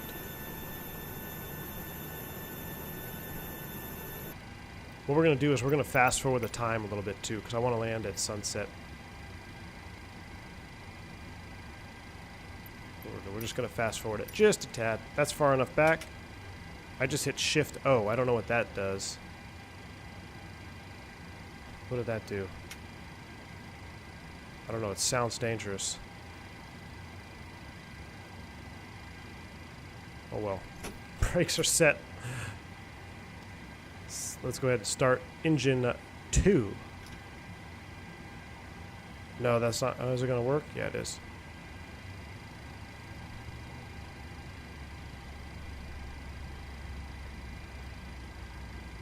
Fuel. Jeff, I agree. A lot of nonsense DLC coming out. A lot of it. I had the toolbar installed when I landed the Phoenix, went to a nose landing. Yeah, Magnus, you know, I was using the toolbar pushback before the Phoenix came out. And then when Phoenix came out, I stopped using it because I thought, you know, it would cause issues. I didn't even want to risk it.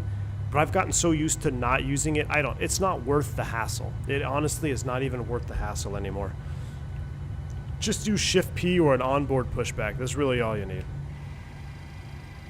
That's really all you need. All right, low oil line is out. Let's go ahead and fire up number 2. Grounding 1. Start a valve open.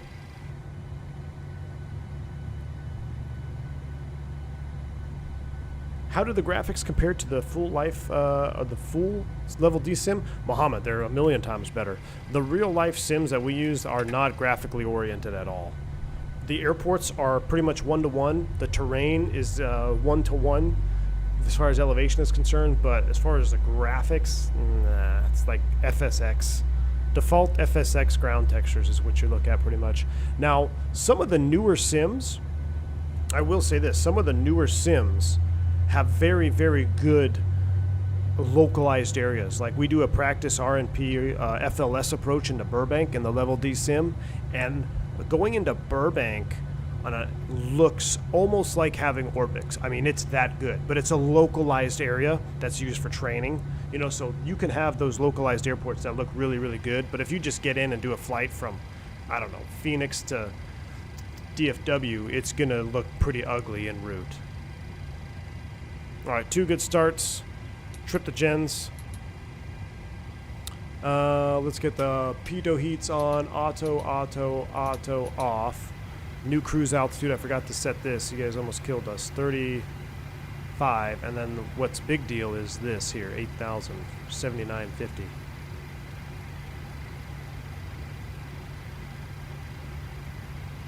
$79.50 is set. Our lights are set. Let's get taxi light on. APU off. Brakes released. Let's go.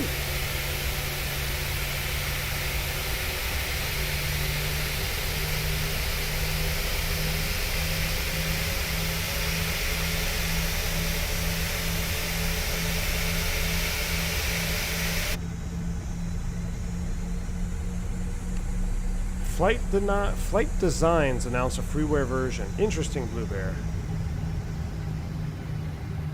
I have not even heard about that at all. Ooh, an Azul A321neo.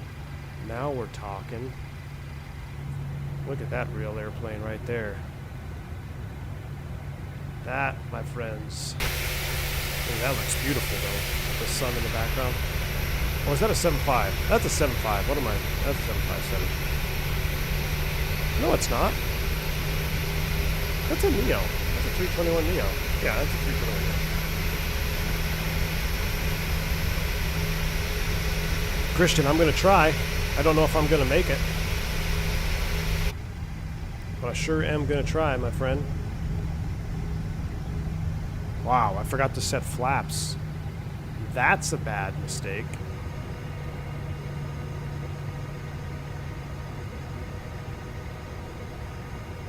Oh, look at that juice, though.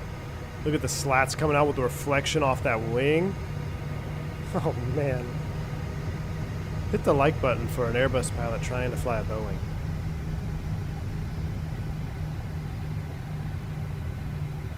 I did not see the flight test today. There was a 321 XLR flight test. That's pretty cool. Alright, flaps are set to 5. Auto brakes, RTO. Takeoff config, check. Are the drinks being served on this flight? What's the in-flight movie? James Johnson. The drinks will be bourbon on the rocks for all my members. And for everybody else that chose to fly Boeing today, you're going to get water and unsalted peanuts. But all my members in chat, you're going to get bourbon on the rocks with a rack of lamb. I have a 3090.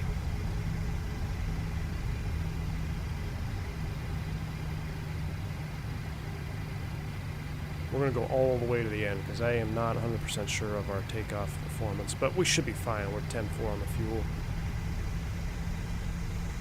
Yeah, I don't know. I'm tapping my brakes to make sure my brakes aren't locked in. Look, this is 38%. 38% N1 on the ground. If you did this in an Airbus, you'd be doing 80 knots down the taxiway. I'm just going to leave it. Let's just see how long it takes. I'm doing 11 knots ground speed, 12 knots. That's almost 40% N1. It doesn't sound like a lot, but that's a lot of thrust. Look, we're still doing 17 knots. It might be a bug. I don't remember it being like that when it first came out. Maybe something got broken. The drinks today is the Microsoft Simulator Kool-Aid. Yeah, that's standard. That's just standard. Everyone gets the Kool-Aid, MSFS Kool-Aid. That comes standard on Bourbon Air, my friends. Rasmus, you can get some bourbon neat. I'll tell you what. Bourbon neat indeed. Alright, well, since there was somebody here, I should probably do a radio call. Quito traffic, Equinox 357 departing runway 02 out to the south. Quito. Alright, let's light it up.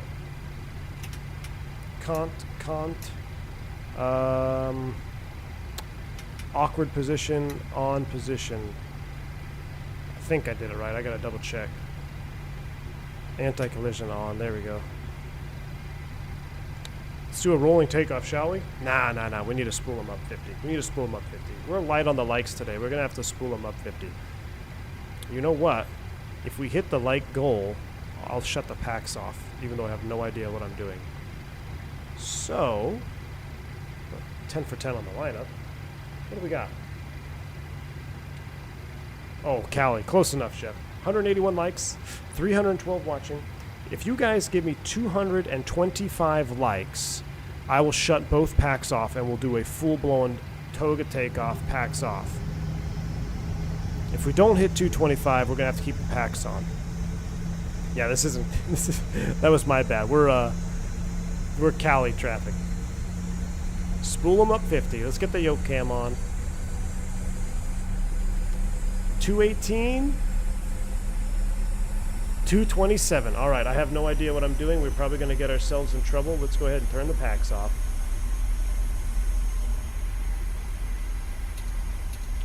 Godspeed. Packs off. You can hear the air go out. That's good. Here we go. Yoga.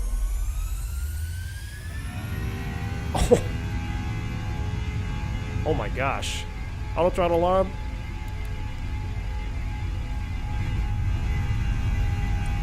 Sounded like it was coming back. Oh no, we just over-revved it. Dang, that was crazy.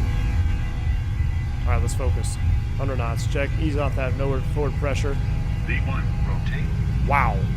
The acceleration is much better. Might have been a tail strike. Positive rate. Gear up. Positive rate. Fly with.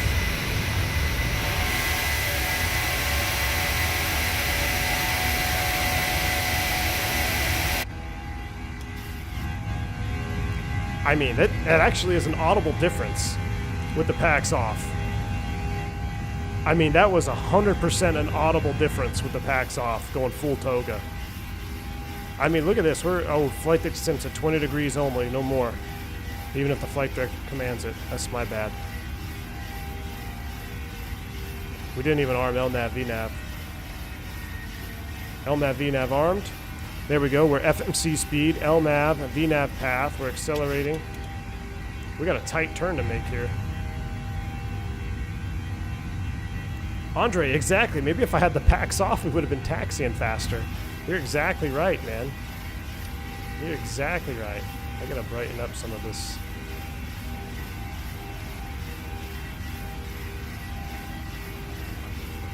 I have to say, that was pretty cool.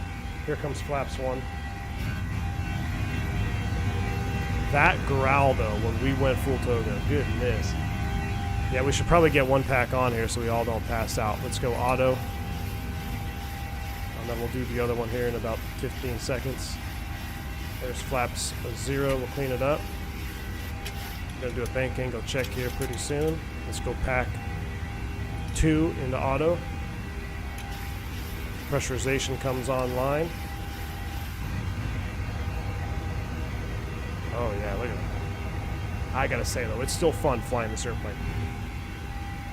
As critical as I feel like I've been on the PMDG today, it's still so fun to hand fly. Absolutely love hand flying this airplane. With this yoke, it truly is a unique experience. It does fly very, very well. Alright, bank angle check to the right. Here we go. Get out of the stupid window.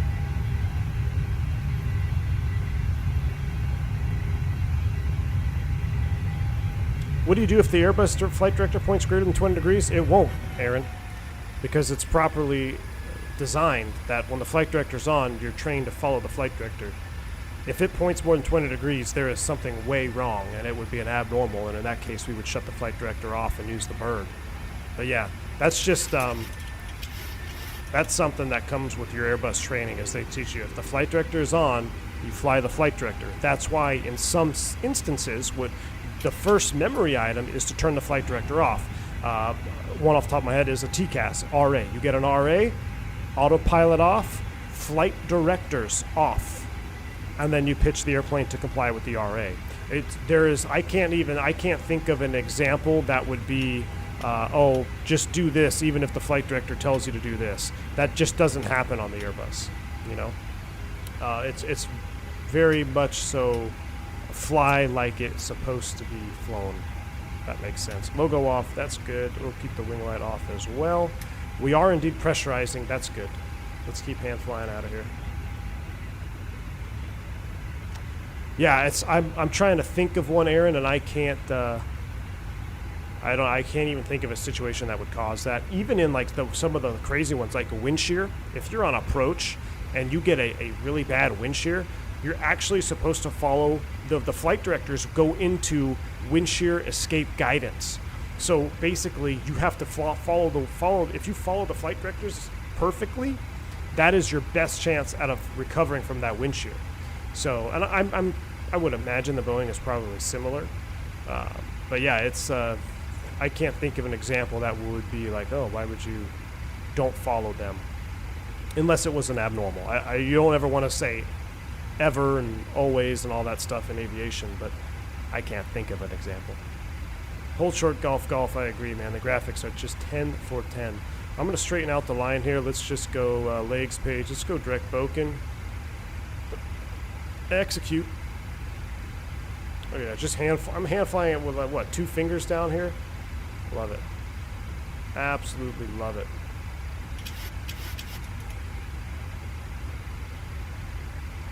Predictive wind shear, Kelmo, yeah, well, not really. So predictive wind shear is just like it sounds. It's a predictive function. So you will actually do a PWS scan. So when you're coming in on approach, I forget at what point, but you'll actually see it pop up on the ND. It'll say PWS scan.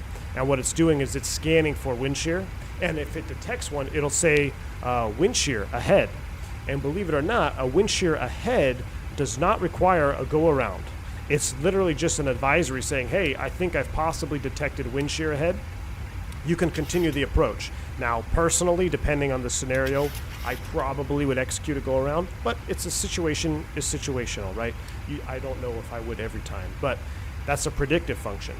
If you get an actual wind shear, it'll actually come up on an amber and it'll say wind shear, wind shear. That means you are in an active wind shear situation.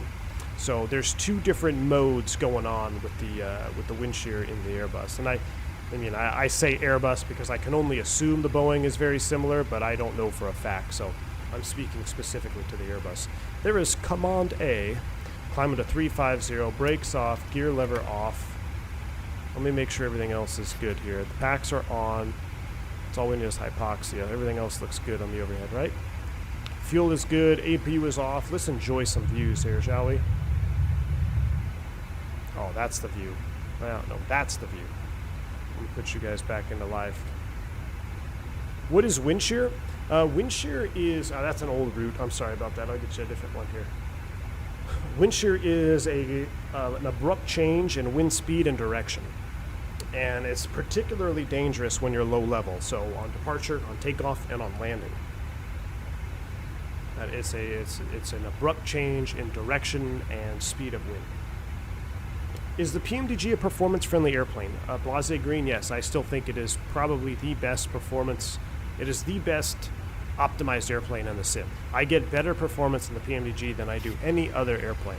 I mean, I might be able to get more in the Piper Arrow, but that has like 5 systems. So PMDG has done a phenomenal job in their speed. Now, why is this happening here? Why are we not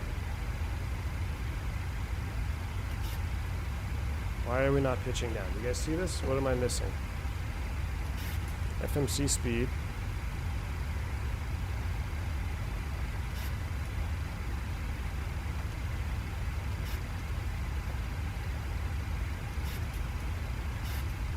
CWS pilot.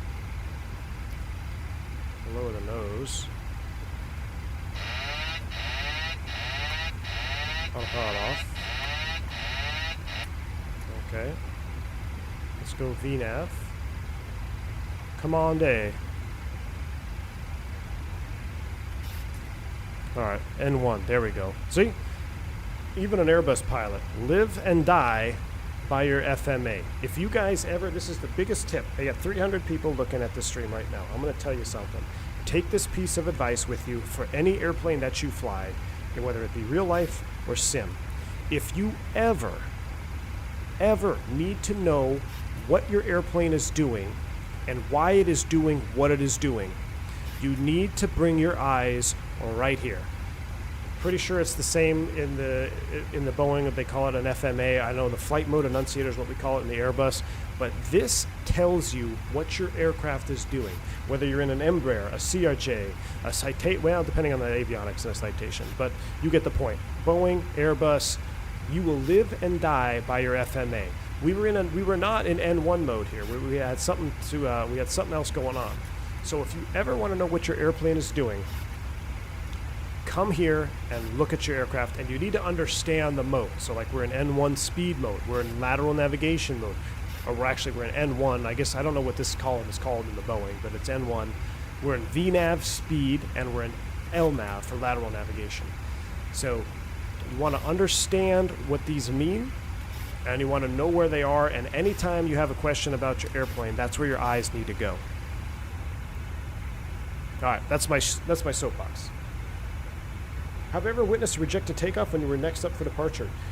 Yes, I have, Matt. I witnessed one in LAX, I believe, and it was a heavy cargo jet. It wasn't Atlas. Was it Polar? No, it wasn't a 7. It was a, I don't know who it was. It might have just been an all-white cargo jet.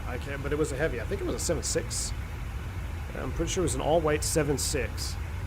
They rejected on the takeoff roll, which is, and I remember it because the speed brakes, or the spoilers are so big.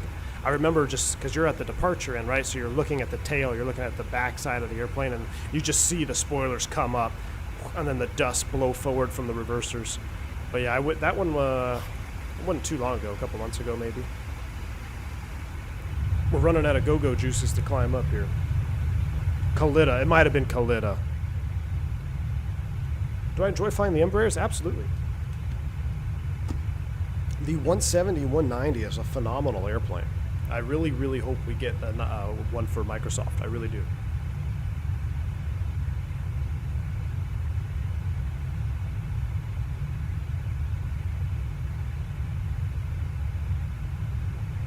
Thank you, Danny. Right now, Quito is showing 350 at 10.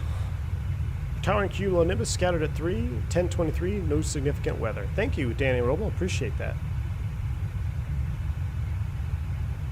Janice is always the best. Yeah, it wasn't a Janet, Al. It wasn't a Janet. You witnessed the Kalita 7.4 blew 4 tires during takeoff? Ooh. That's crazy. I bet that was a sight to see. Alright, so I'm going to go speed intervene. And we're going to climb out at 7.8 Mach here. Because like Christian said, I don't think we'll be able to make it all the way up to the top. Can you ask ATC for a direct if you're below min fuel at a waypoint? Or you divert straight away? Absolutely, Alexander. So the call would be if you're at minimum fuel, you would declare minimum fuel to ATC. And then if it was worse than that, there's two phrases. There's minimum fuel and declaring a fuel emergency. Minimum fuel just means, hey, if you can prioritize me, help me out. We have enough fuel to do our planned route, but nothing extra. A fuel emergency means I need the quickest, fastest direct way to the airport now. So you could declare a fuel emergency and you get a direct to, or you can declare minimum fuel, which just lets them know, like, hey, we're getting low on fuel here. I've declared minimum fuel once in the airlines, or no, twice in the airlines, and one other time we had a fuel emergency not in the airlines. Would min fuel be a pan-pan? Ben, yeah, that would be more the ICAO pan-pan. It's kind of the same thing, you know, pan-pan versus declaring an emergency. If you don't climb to 350, remember to reset. Thanks, Christian. Yeah, packs are on fill. We'd all be dead by now if they weren't. Or at least passed out. At that view, though. How about that view? All right, Donald Duck.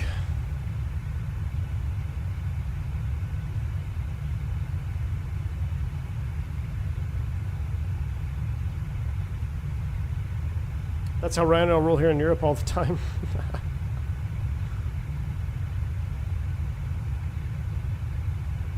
I do remember the Chepakanense. Oh, I can't remember. I don't remember how to say it. But it's interesting that you bring it up. The 146 that went down in Colombia. Yes, and I watched that. I watched that episode of Air Crash Investigations before I did my stream in the La Mia 146 that we flew. We actually flew the La Mia 146 when we were in Panama, I think, coming into Colombia. So I flew that exact livery that happened on that day. I watched that whole investigation again because I wanted to remember what actually happened. There was a lot of different factors that played into that crash, but at the end of the day, it was sad. It could have totally been avoidable. Okay, this looks real. I mean, does that not look real right now? Look at those clouds, guys. But yeah, that crash with the soccer team, unfortunately, it could have been avoided. It should have been avoided, but it was more than just one factor that caused that accident, which so many of these accidents are. Very rare, very seldom is it just one thing that happens and it brings an airplane down. It's a string of events, right? Like that crew had done the flight in the opposite direction several times before with the same fuel load. You know, the going to the VOR, whatever, they probably were a little bit disoriented to where they were. They thought they were declaring an emergency, but they really weren't declaring an emergency. The controller thought they just wanted priority. So all these little factors added up, and that brought that airplane down. Even when they ran out of fuel, They could have glided to the airport, but I don't know what happened. It was a loss of situational awareness or what have you. All these little things added up. You know, if you stop that accident, if you stop all those little things from adding up just once, you can prevent an accident. Like, all it took was one pilot to be like, hey, you know what? We're normally flying the other direction with this amount of fuel. We should need more fuel going this way. Let's double check our numbers. Or, you know, when the pilots called up and said, hey, you know, we're minimum fuel, they didn't declare a fuel emergency on their first call. You know, if the controller wasn't as busy as she was busy, maybe she would have just given them a direct two. But she was busy. They weren't declaring an emergency, so she just continued on with her routine. She didn't do anything wrong. But if she would have reacted differently, it wouldn't have happened. You know, if they wouldn't have put the gear down when they ran out of gas at 13,000 feet, they wouldn't have run out of, they probably could have glided to the runway. So it's all those little factors. You just need to break the accident chain. It's an accident chain theory, Andre. So it's basically you have a chain, right? And you can have all these little chinks in the chain, all these links in the chain, and all it takes is one link to break, and that's it. It's done. You know, so you have a chain of accident. You have a chain of events that lead up to an accident. Very seldom is it just a one and done. You know, unless it's an intentional thing, like either a bomb or intentional suicide, something like that. Other than that, it's very rare for there to be one factor.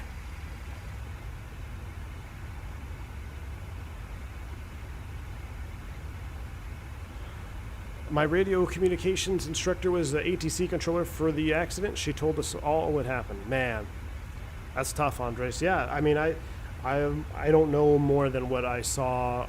I think it was her on the interview. I watched an investigation report, and it was her speaking, and she didn't do anything wrong. You know, they said something that they were low on fuel, so she's like, okay, she's gonna not give them any delay vectors. It's not like she made the situation worse.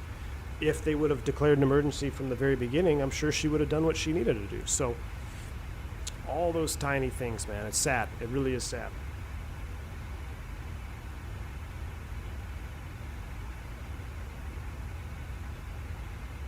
Dave Kenny, absolutely, man. That's what I'm here for. He says, I love listening to how real flying is. It's just so cool for taking the time with us. Dave, hey, I appreciate it, man. And look, the chat, you guys drive the content. You know, I can sit up here and I can teach Airbus and I can teach aviation, do all this stuff, but it's very nice when we're in an airplane, whether it's even not the Airbus, and we're just up here in cruise and you guys ask questions and we can just have open discussion about aviation. I really enjoy that, and I enjoy you guys coming in and asking the questions, so I appreciate you guys. Thank you. What do I think about Ryanair landings? Nothing's wrong with them at all. They put the airplane down in the touchdown zone on centerline, and they keep doing what they've been doing since they've been a company, so there's nothing wrong with it. Have I ever had to deal with volcanic activity? Yes, I have.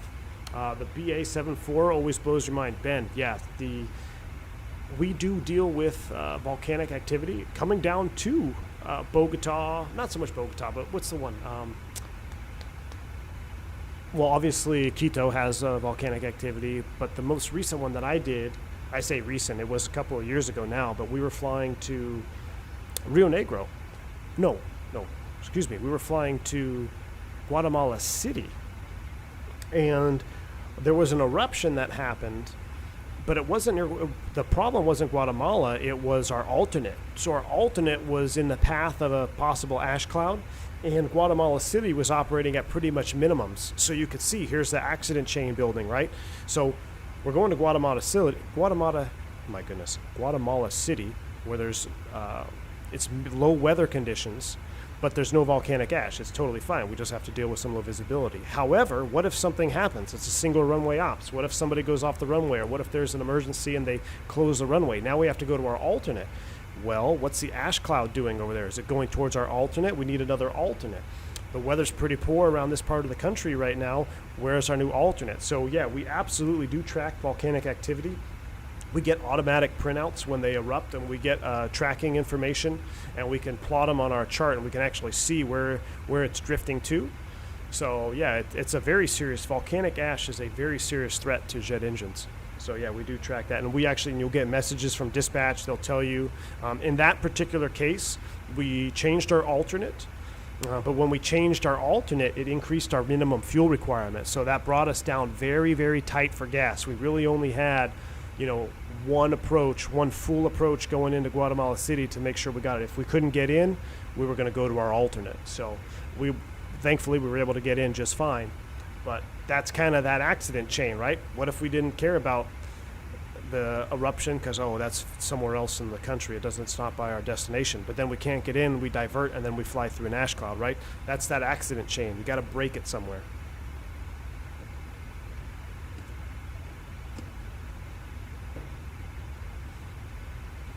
Jaden, as a student pilot, I love watching your streams when I can, because you have my dream job.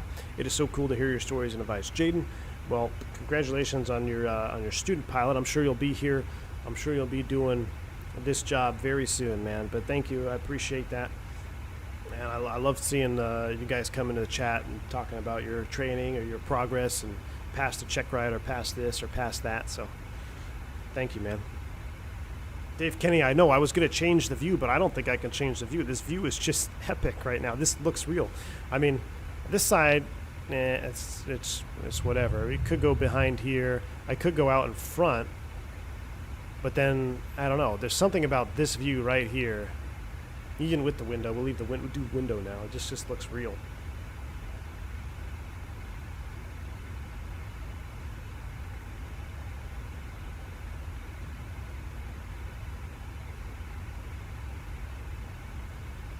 Proka, you're asking about how to do circuits in the 320. I'm going to link you a video that I did. I actually did a stream where all we did was circuits. We did the 319, the 320, and the 321. So I'm going to find that video for you now. And then I'll get to your question. I'm going to get the link for you.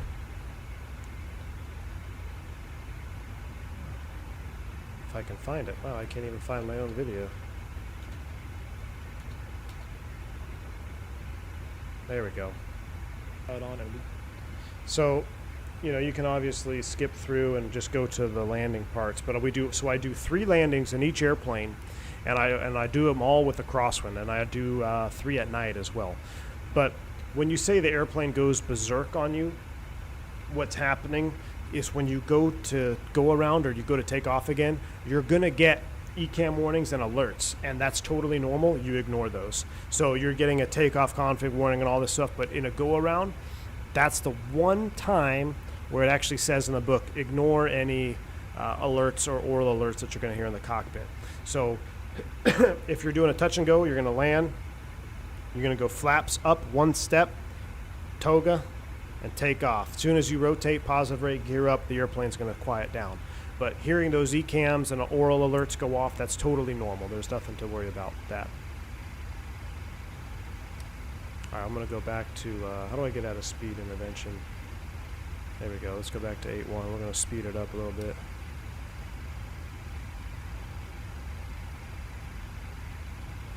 Only about 80 miles. We're getting close to the top of the... It feels like we're far away because we're still at 35,000, but remember, the airport is at 8,000 feet, so it's almost like we're close to 10,000 feet lower than normal. Let's see. Whoa, about the ears there. Sorry about that. I wanted to at least try an outside view. Nah. I'm not feeling it. This is the view, man. This is it. This is the view we need to be at right here.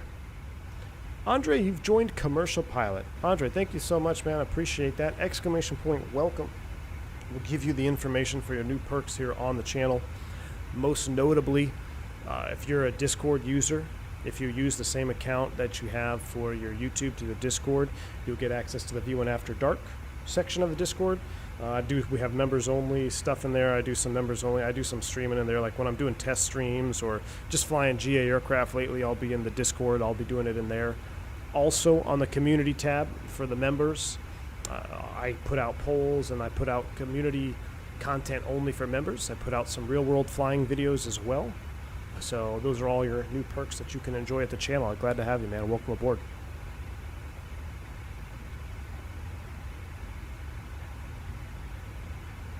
Any tips for an oral check ride? Peyton. For an oral check ride, well, understand that nerves are normal. You're going to be a little bit nervous.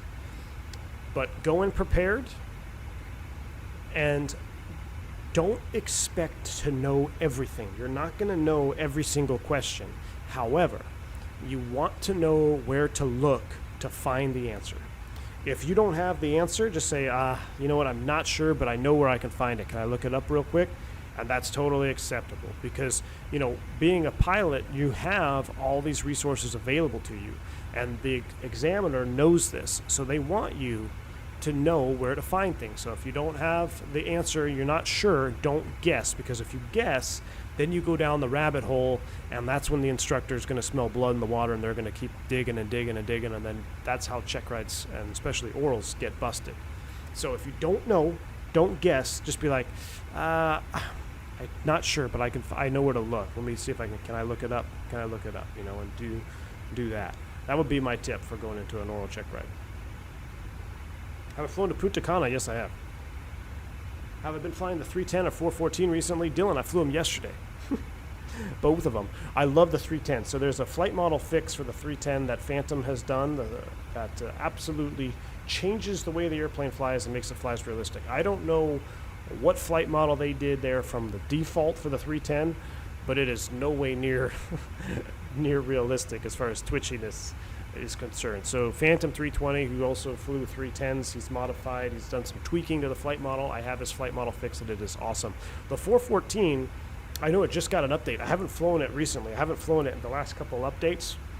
I'm looking for them to fix some couple glaring bugs, and then I'll probably be flying that one a little bit more too. Is it true the Airbus doesn't have altitude alert when autopilot is on? That is correct, Pilot Boy. Only when the autopilot is off will you get an altitude alert. Michael, what's going on, man? Welcome. George says that someone gave the rudder test fix. Yes, George, I tried it. I tried it every which way, and it still does not work. Still does not work. So I tried it with the pedal option on, press the button down. It does not seem to fix the problem. I think it makes it a little bit better, but not 100% better.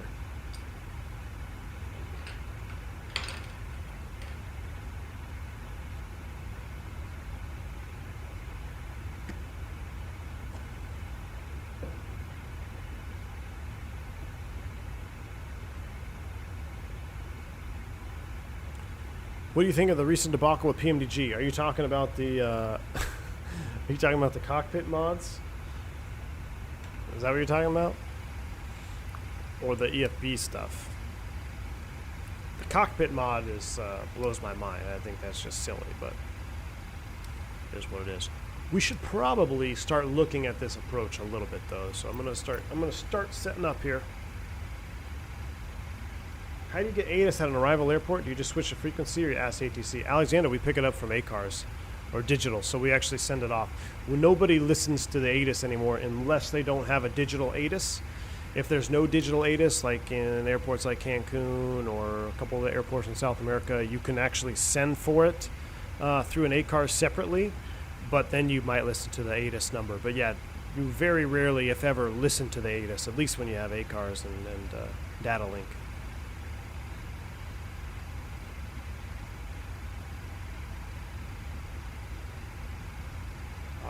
I hate this.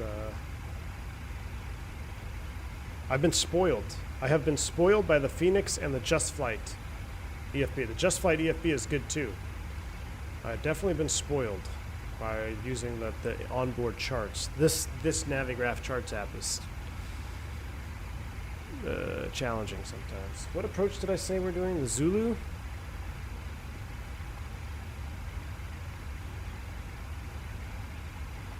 Yep, Zulu 36. Alright, so this is the one. Let's go ahead and start setting up here briefly. George, absolutely, man. On takeoff in the Phoenix, does your plane drift to the left? No, not really, unless there's a really, really strong wind. Alright, so 109.3. Let's go ahead and start dialing these in. 109.3.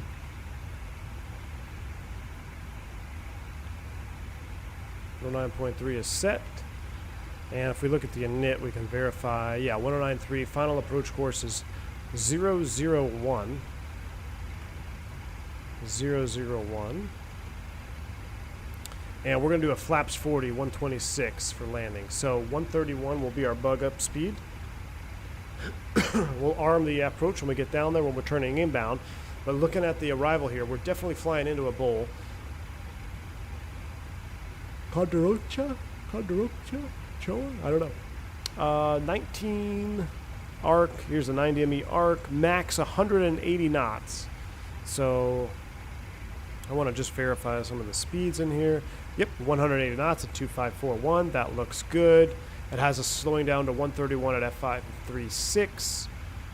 Very good. QNV, runway 36, go. Runway 36, and then that QNV is the missed approach. Okay. Very good. Missed approach straight out, 10-6. Hold over QNV. Pappy's on the left, ALSIF lighting. Let's see, we are doing a Cat 1. Straight in landing, 36, ILS, 200 on the DH or 8110 on the Barrow. So on the Barrow, can I click and hold? That's a long way to scroll up. Dude, we'll be here all day to set that to 8110. So I'm going to just go radio mins and we're going to set 200. Which I don't know if you'd want to use radio mins on this because you are flying over some pretty good terrain. It drops out from you there. But we're going to set 200 on the radio is set.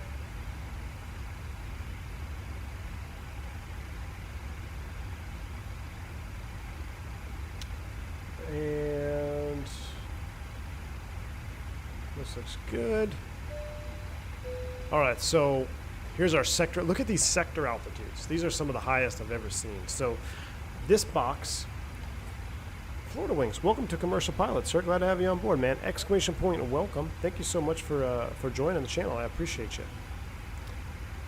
So this sector altitude, these are safe altitudes in their explicit sector. So 180 to 270, 17.3. The highest one is 18,000 feet. That is insane, guys. Look at this terrain. 14.6, 14.6. I mean, we've got some serious terrain. 15.6 over here.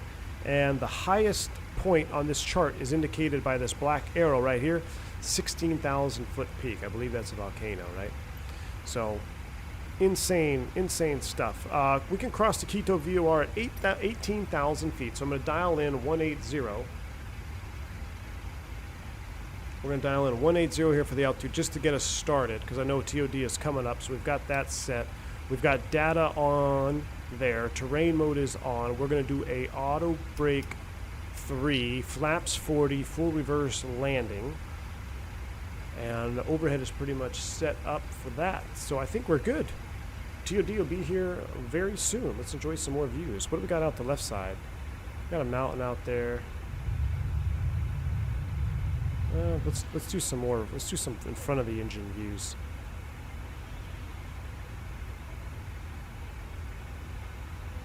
But Florida Wings, thanks again for joining the channel, sir. George says this is the captain of the account, Mustafa GT. Ah, and he made the comment on the Panama City video he made on test on TNCM. Thank you, George. Okay, I remember you.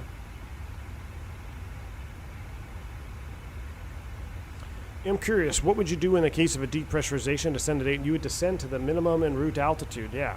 Depending on where it was. So you have depressurization escape routes when you're flying over terrain like this. Oh, we're spooling back.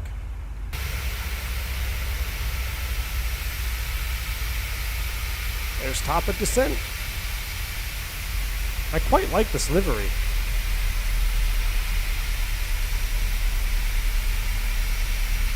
You guys know I'm not a fan of all white, but I like the big logo on it. Equa Air.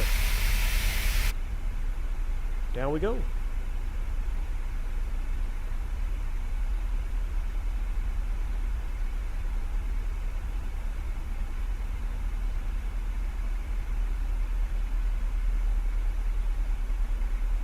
This is the new Quito, Omar. Is there an old Quito? I don't even know if there is, if there's like an airport that you could land at in the sim that's old. Alright, but we're on the VNAV path. We're going down to 18,000 feet. Yeah, Cali was the airport that the American 75 crashed at. That's where we went to Cali initially. That's where they were trying to go. But they were in the wrong valley. They thought they were in a valley, but they weren't in. Alright, so looking at the chart and the FMS, we could theoretically set... What's our final approach fixed altitude? 10,500. We'll go ahead and set that. So we just keep on coming down. We don't have to worry about it in the ATC. So we got 10.5 is set on Unicom. We're looking good. Some of my all-time favorite liveries.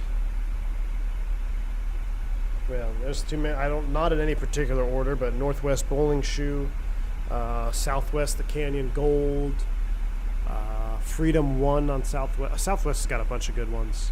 I like the Pan Am just because it's a classic vibes, obviously. Battleship Gray on United. I really like that one. What else is good? I really like the Goal 737 with the dark gray engines. I like that one. But yeah, there's a couple of really good ones. Oh, America West, U.S. Airways. How could I forget those? America West, U.S. Airways. Really good. Hold short golf. Thanks, man. American Airlines Silver? Nah, I don't. It's retro. It's cool, but it's not one of my favorites. It's a cop-out. Not a fan of Janet livery. No. No. I just can't get over these clouds, guys. I mean, these clouds... Did they update the clouds? I feel like the clouds look better than they looked before. What time is it in SimWorld right now? Oh, perfect. I mean, look at this.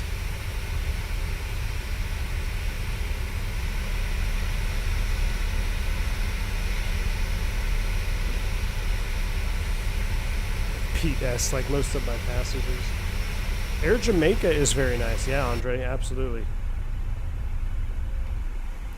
Alright, here we go. So let's pay attention. We're coming out of 20,000 feet. I think we're getting a little bit high. Let's go ahead and get the speed brakes out. Let's help her come down. Let's go ahead and get the seatbelt sign on. We'll go cont, seatbelt sign on. We're going to catch back up to the path. Current baro is 3021 set once and twice. Overshot the RMP path there a little bit.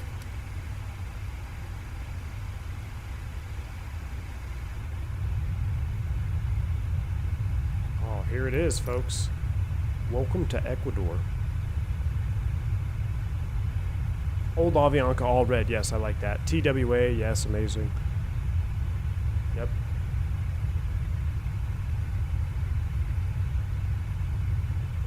I like the Spirit all gray one, like the gray carbon fiber one. That one was a good one.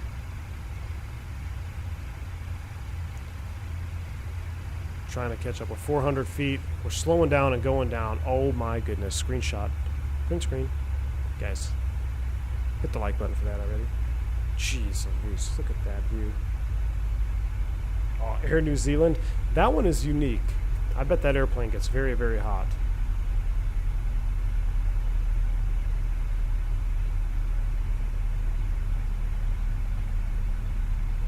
Russell Partial for the 70s United. Is that you're thinking of the, what was the name of that livery? It was like rainbow color. Oh no, that was Continental. Oh, you're thinking, oh, you're like, yeah, the old United. Yeah. Nope, I like that one too. I've got a retro on the FlyJ Sim. FlyJ Sim 737-200 has it. Yeah. Grayscale Spirit. Yeah, thank you, Andre. All right, time to pay attention. I'm going to get flight recorder out as well, as we want to record this landing. In fact, we'll start the recording here pretty soon, so we can have a nice juicy one to watch all the way back.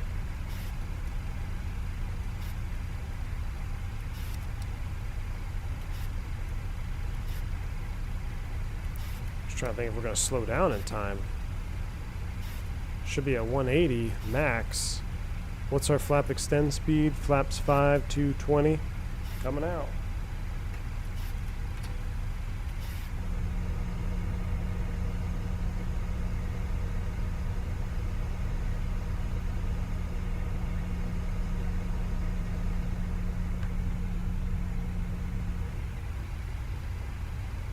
All right, let's go ahead and start the recording now. Recording is on.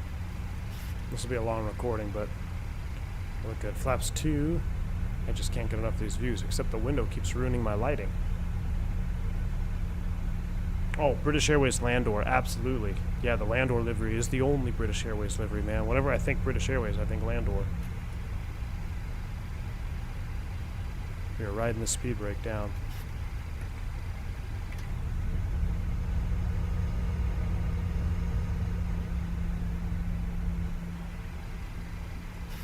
All right, we are flaps 5.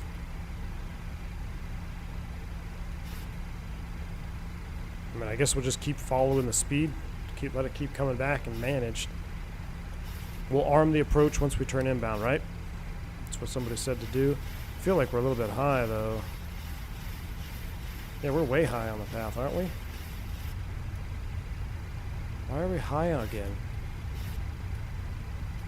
Alright, I'm going to do speed intervention, or intervene, 160. I want to hold 160. We need to get down here. We're catching it again, but I don't know why. It got high again. Volcano straight ahead. So that, oh yeah, there it is. Look at that. Wow. There you go. Look at that. Snow covered too. We're 1,000 feet. We're catching the path. We're catching it now. Let's try to brighten up these screens here.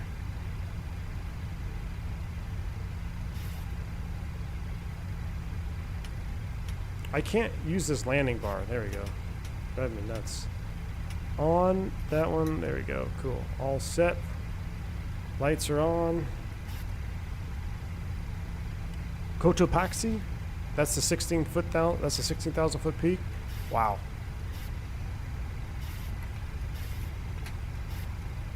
Do I select flaps 5? Hopefully I selected flaps 5 and not 15, or else that gear horn is going to go off. There we go. Our flaps 10. 385. All right, we're catching it now. It's coming up. We're catching it now. We'll go yoke cam. Don't crash. Thank you.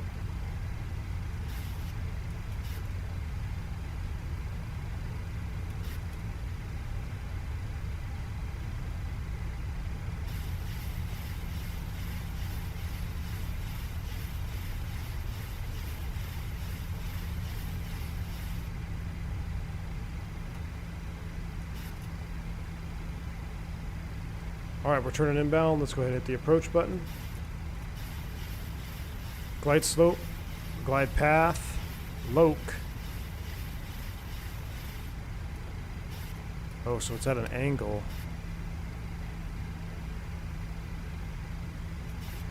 Doing 140 knots. I feel like that's a little bit slow.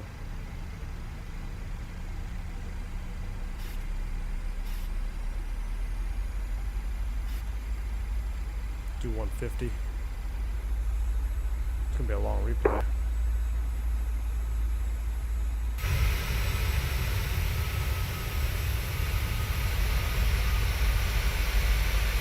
Wow. Doesn't get much better than that.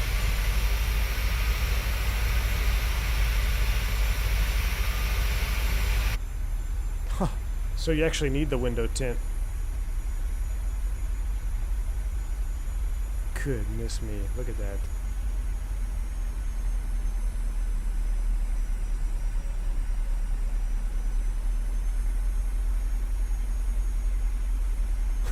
Christy, I'm not supposed to go below flaps 10 speed. I'm not below it. I'm close enough. Only 8 knots. Nobody saw it. Look at these views, though. Jeez. Yeah, the tint looks good right here.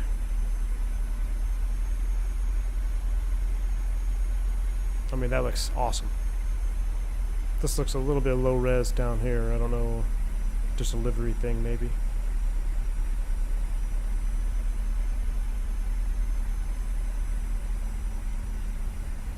Alright.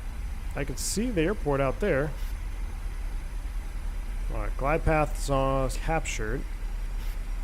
Quito traffic, this is Copa 704. We are at cargo apron. It's Boeing 737. We are going to taxi to runway 36 via Hotel Alpha. We'll report ready for takeoff, and we're expecting northeast departure. Quito traffic. Quito traffic, Equinox 357 on final, runway 02, Quito. Alright, there we go. Flaps 10, VOR loc. Let's go ahead and go gear down. Speed brake armed. And 131 on the speed.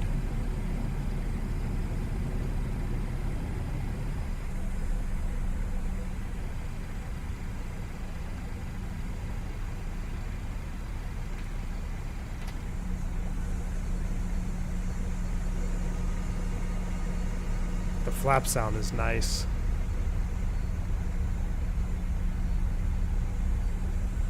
Flaps 40. Look at that. That view with flaps 40 is 10 for 10 every time.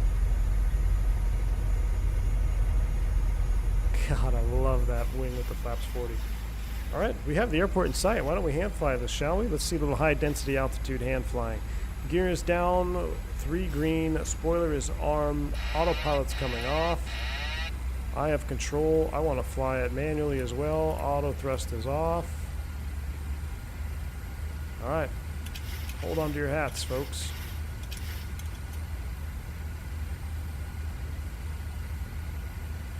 $9,800 feet.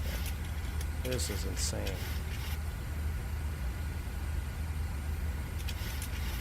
This air is very thin up here.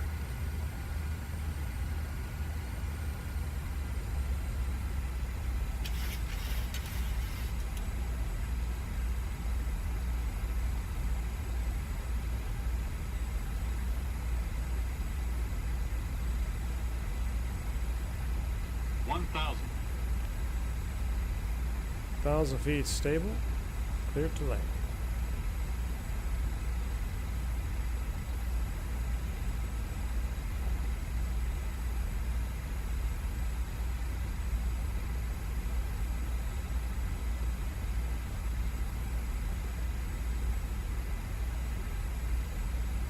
I mean, it's pretty calm out here today. This is nice.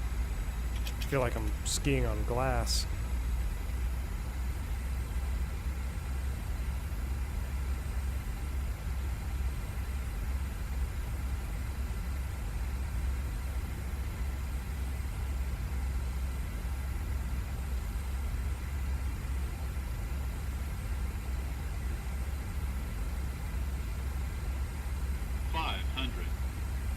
Coming over the gorge. Look at that gorge off the left side. Wow, that's awesome.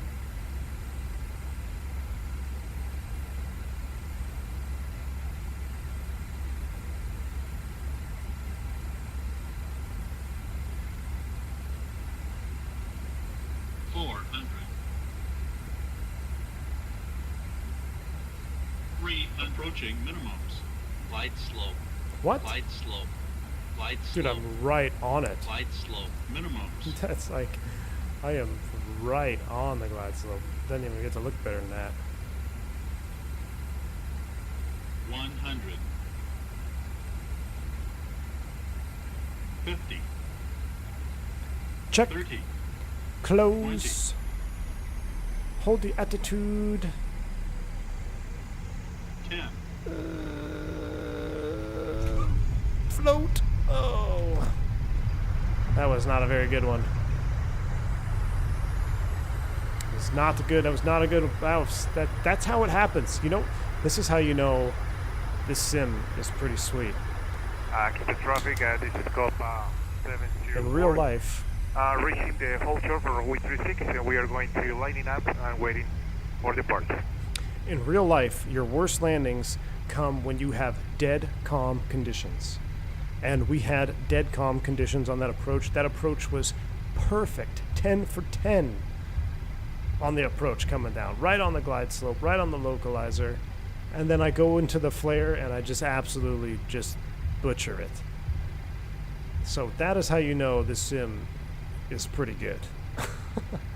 Alright, we'll go ahead and stop the recording here. Let's go ahead and clean up the airplane.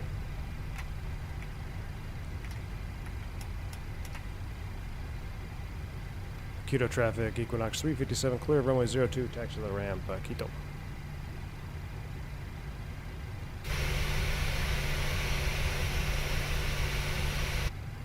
Man. Thank you, Captain. Copa 704, departing from runway 36, according to RNOC 2 Alpha departure, expect flight 11290. Oh, we'll see a Copa depart out of here. Alright, I want to see that replay though. That's coming up. We'll go ahead and kill this. Oh, I gotta leave the lights on for replay, or else they'll just be banging the whole time. So lights on for replay.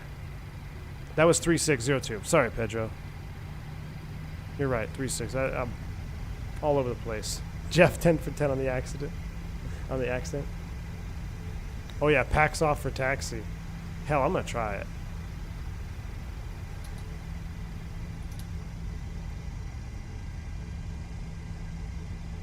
Let's see if we need less thrust. Here goes the Copa.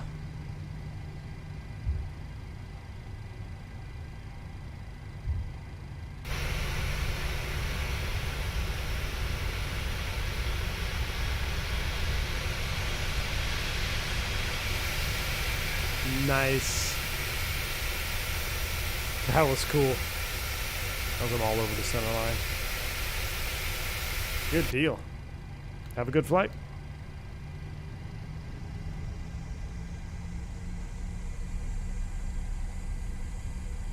Yeah, it doesn't seem to change. Look. Now I need... Here's 40%. There, I'm going to tap my brakes. You guys say tap the brakes. I tap the brakes. We're on a straight taxiway. 40% N1 on both engines. I'm going to make a 90-degree turn here. Well, we're at 18 knots, so... I mean, just... Yeah, that's crazy to me. Ooh, what do we have over here? Americant? Oh, he's actually getting ready to push back. We'll cut in here.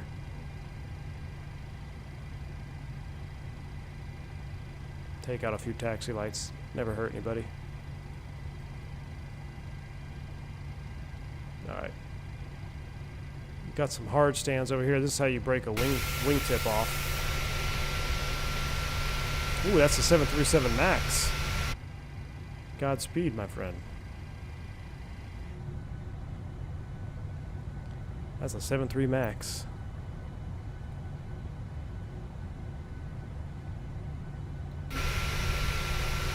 Two ships passing in the night.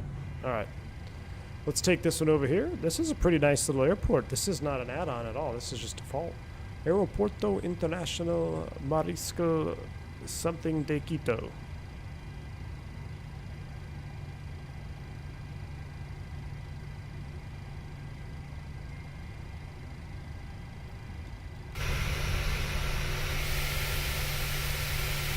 This is a nice airport for default. I like it.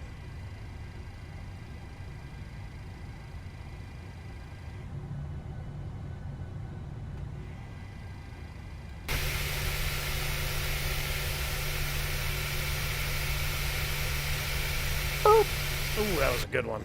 That was a good one. Alright, ERPs are set. Replay cam is on. And disconnect from that sim. Let's take a look at this, shall we? Yeah, they do have maxes.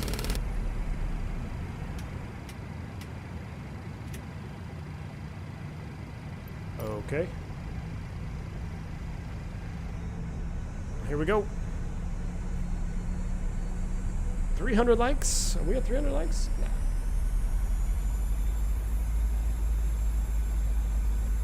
We're close, 299. Ooh, who's going to be the 300 flight?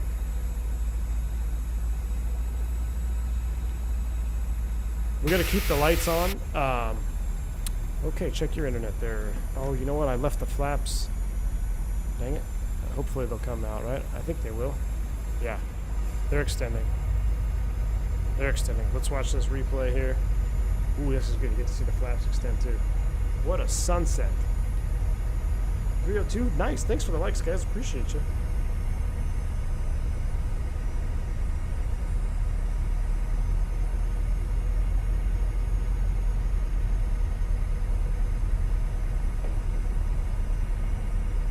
Oh man, look at that. Look at the sunset going right past the wing.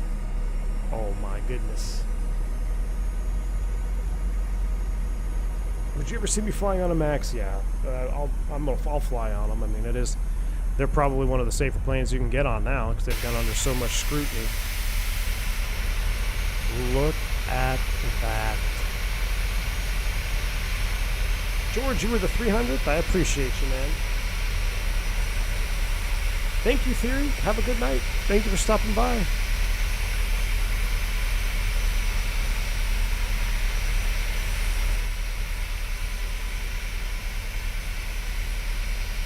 Wow. What a good way to end it. We're going to watch this one. We still got a little ways to go, huh? Let me go ahead and zoom it forward. Let me zoom it forward just a little bit so we can watch the landing. And then I'm getting out of here. And then I'll leave you guys with a full landing to watch. Let's see how we did here. Oh, come on. This thing is annoying. James, thanks for stopping by at the end, man. Hit the like button for me on the way out, my friend.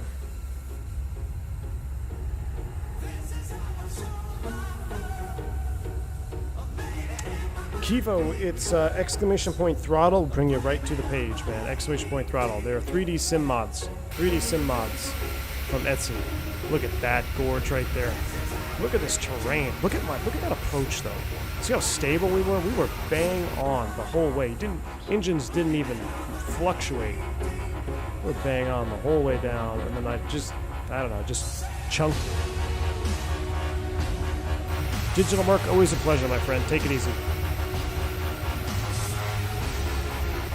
Fubar, have a good night, my friend. See ya. Okay, I lost my mouse. What the hell?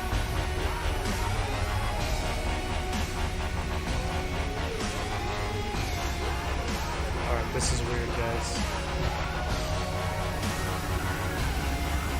I'm locked out. Are you kidding me? Microsoft did what? I'm literally locked out, guys. There we go. Jeez. I clicked like right when that popped up and it bugged me out. I just wanted to see the touchdown. I didn't even get to see it.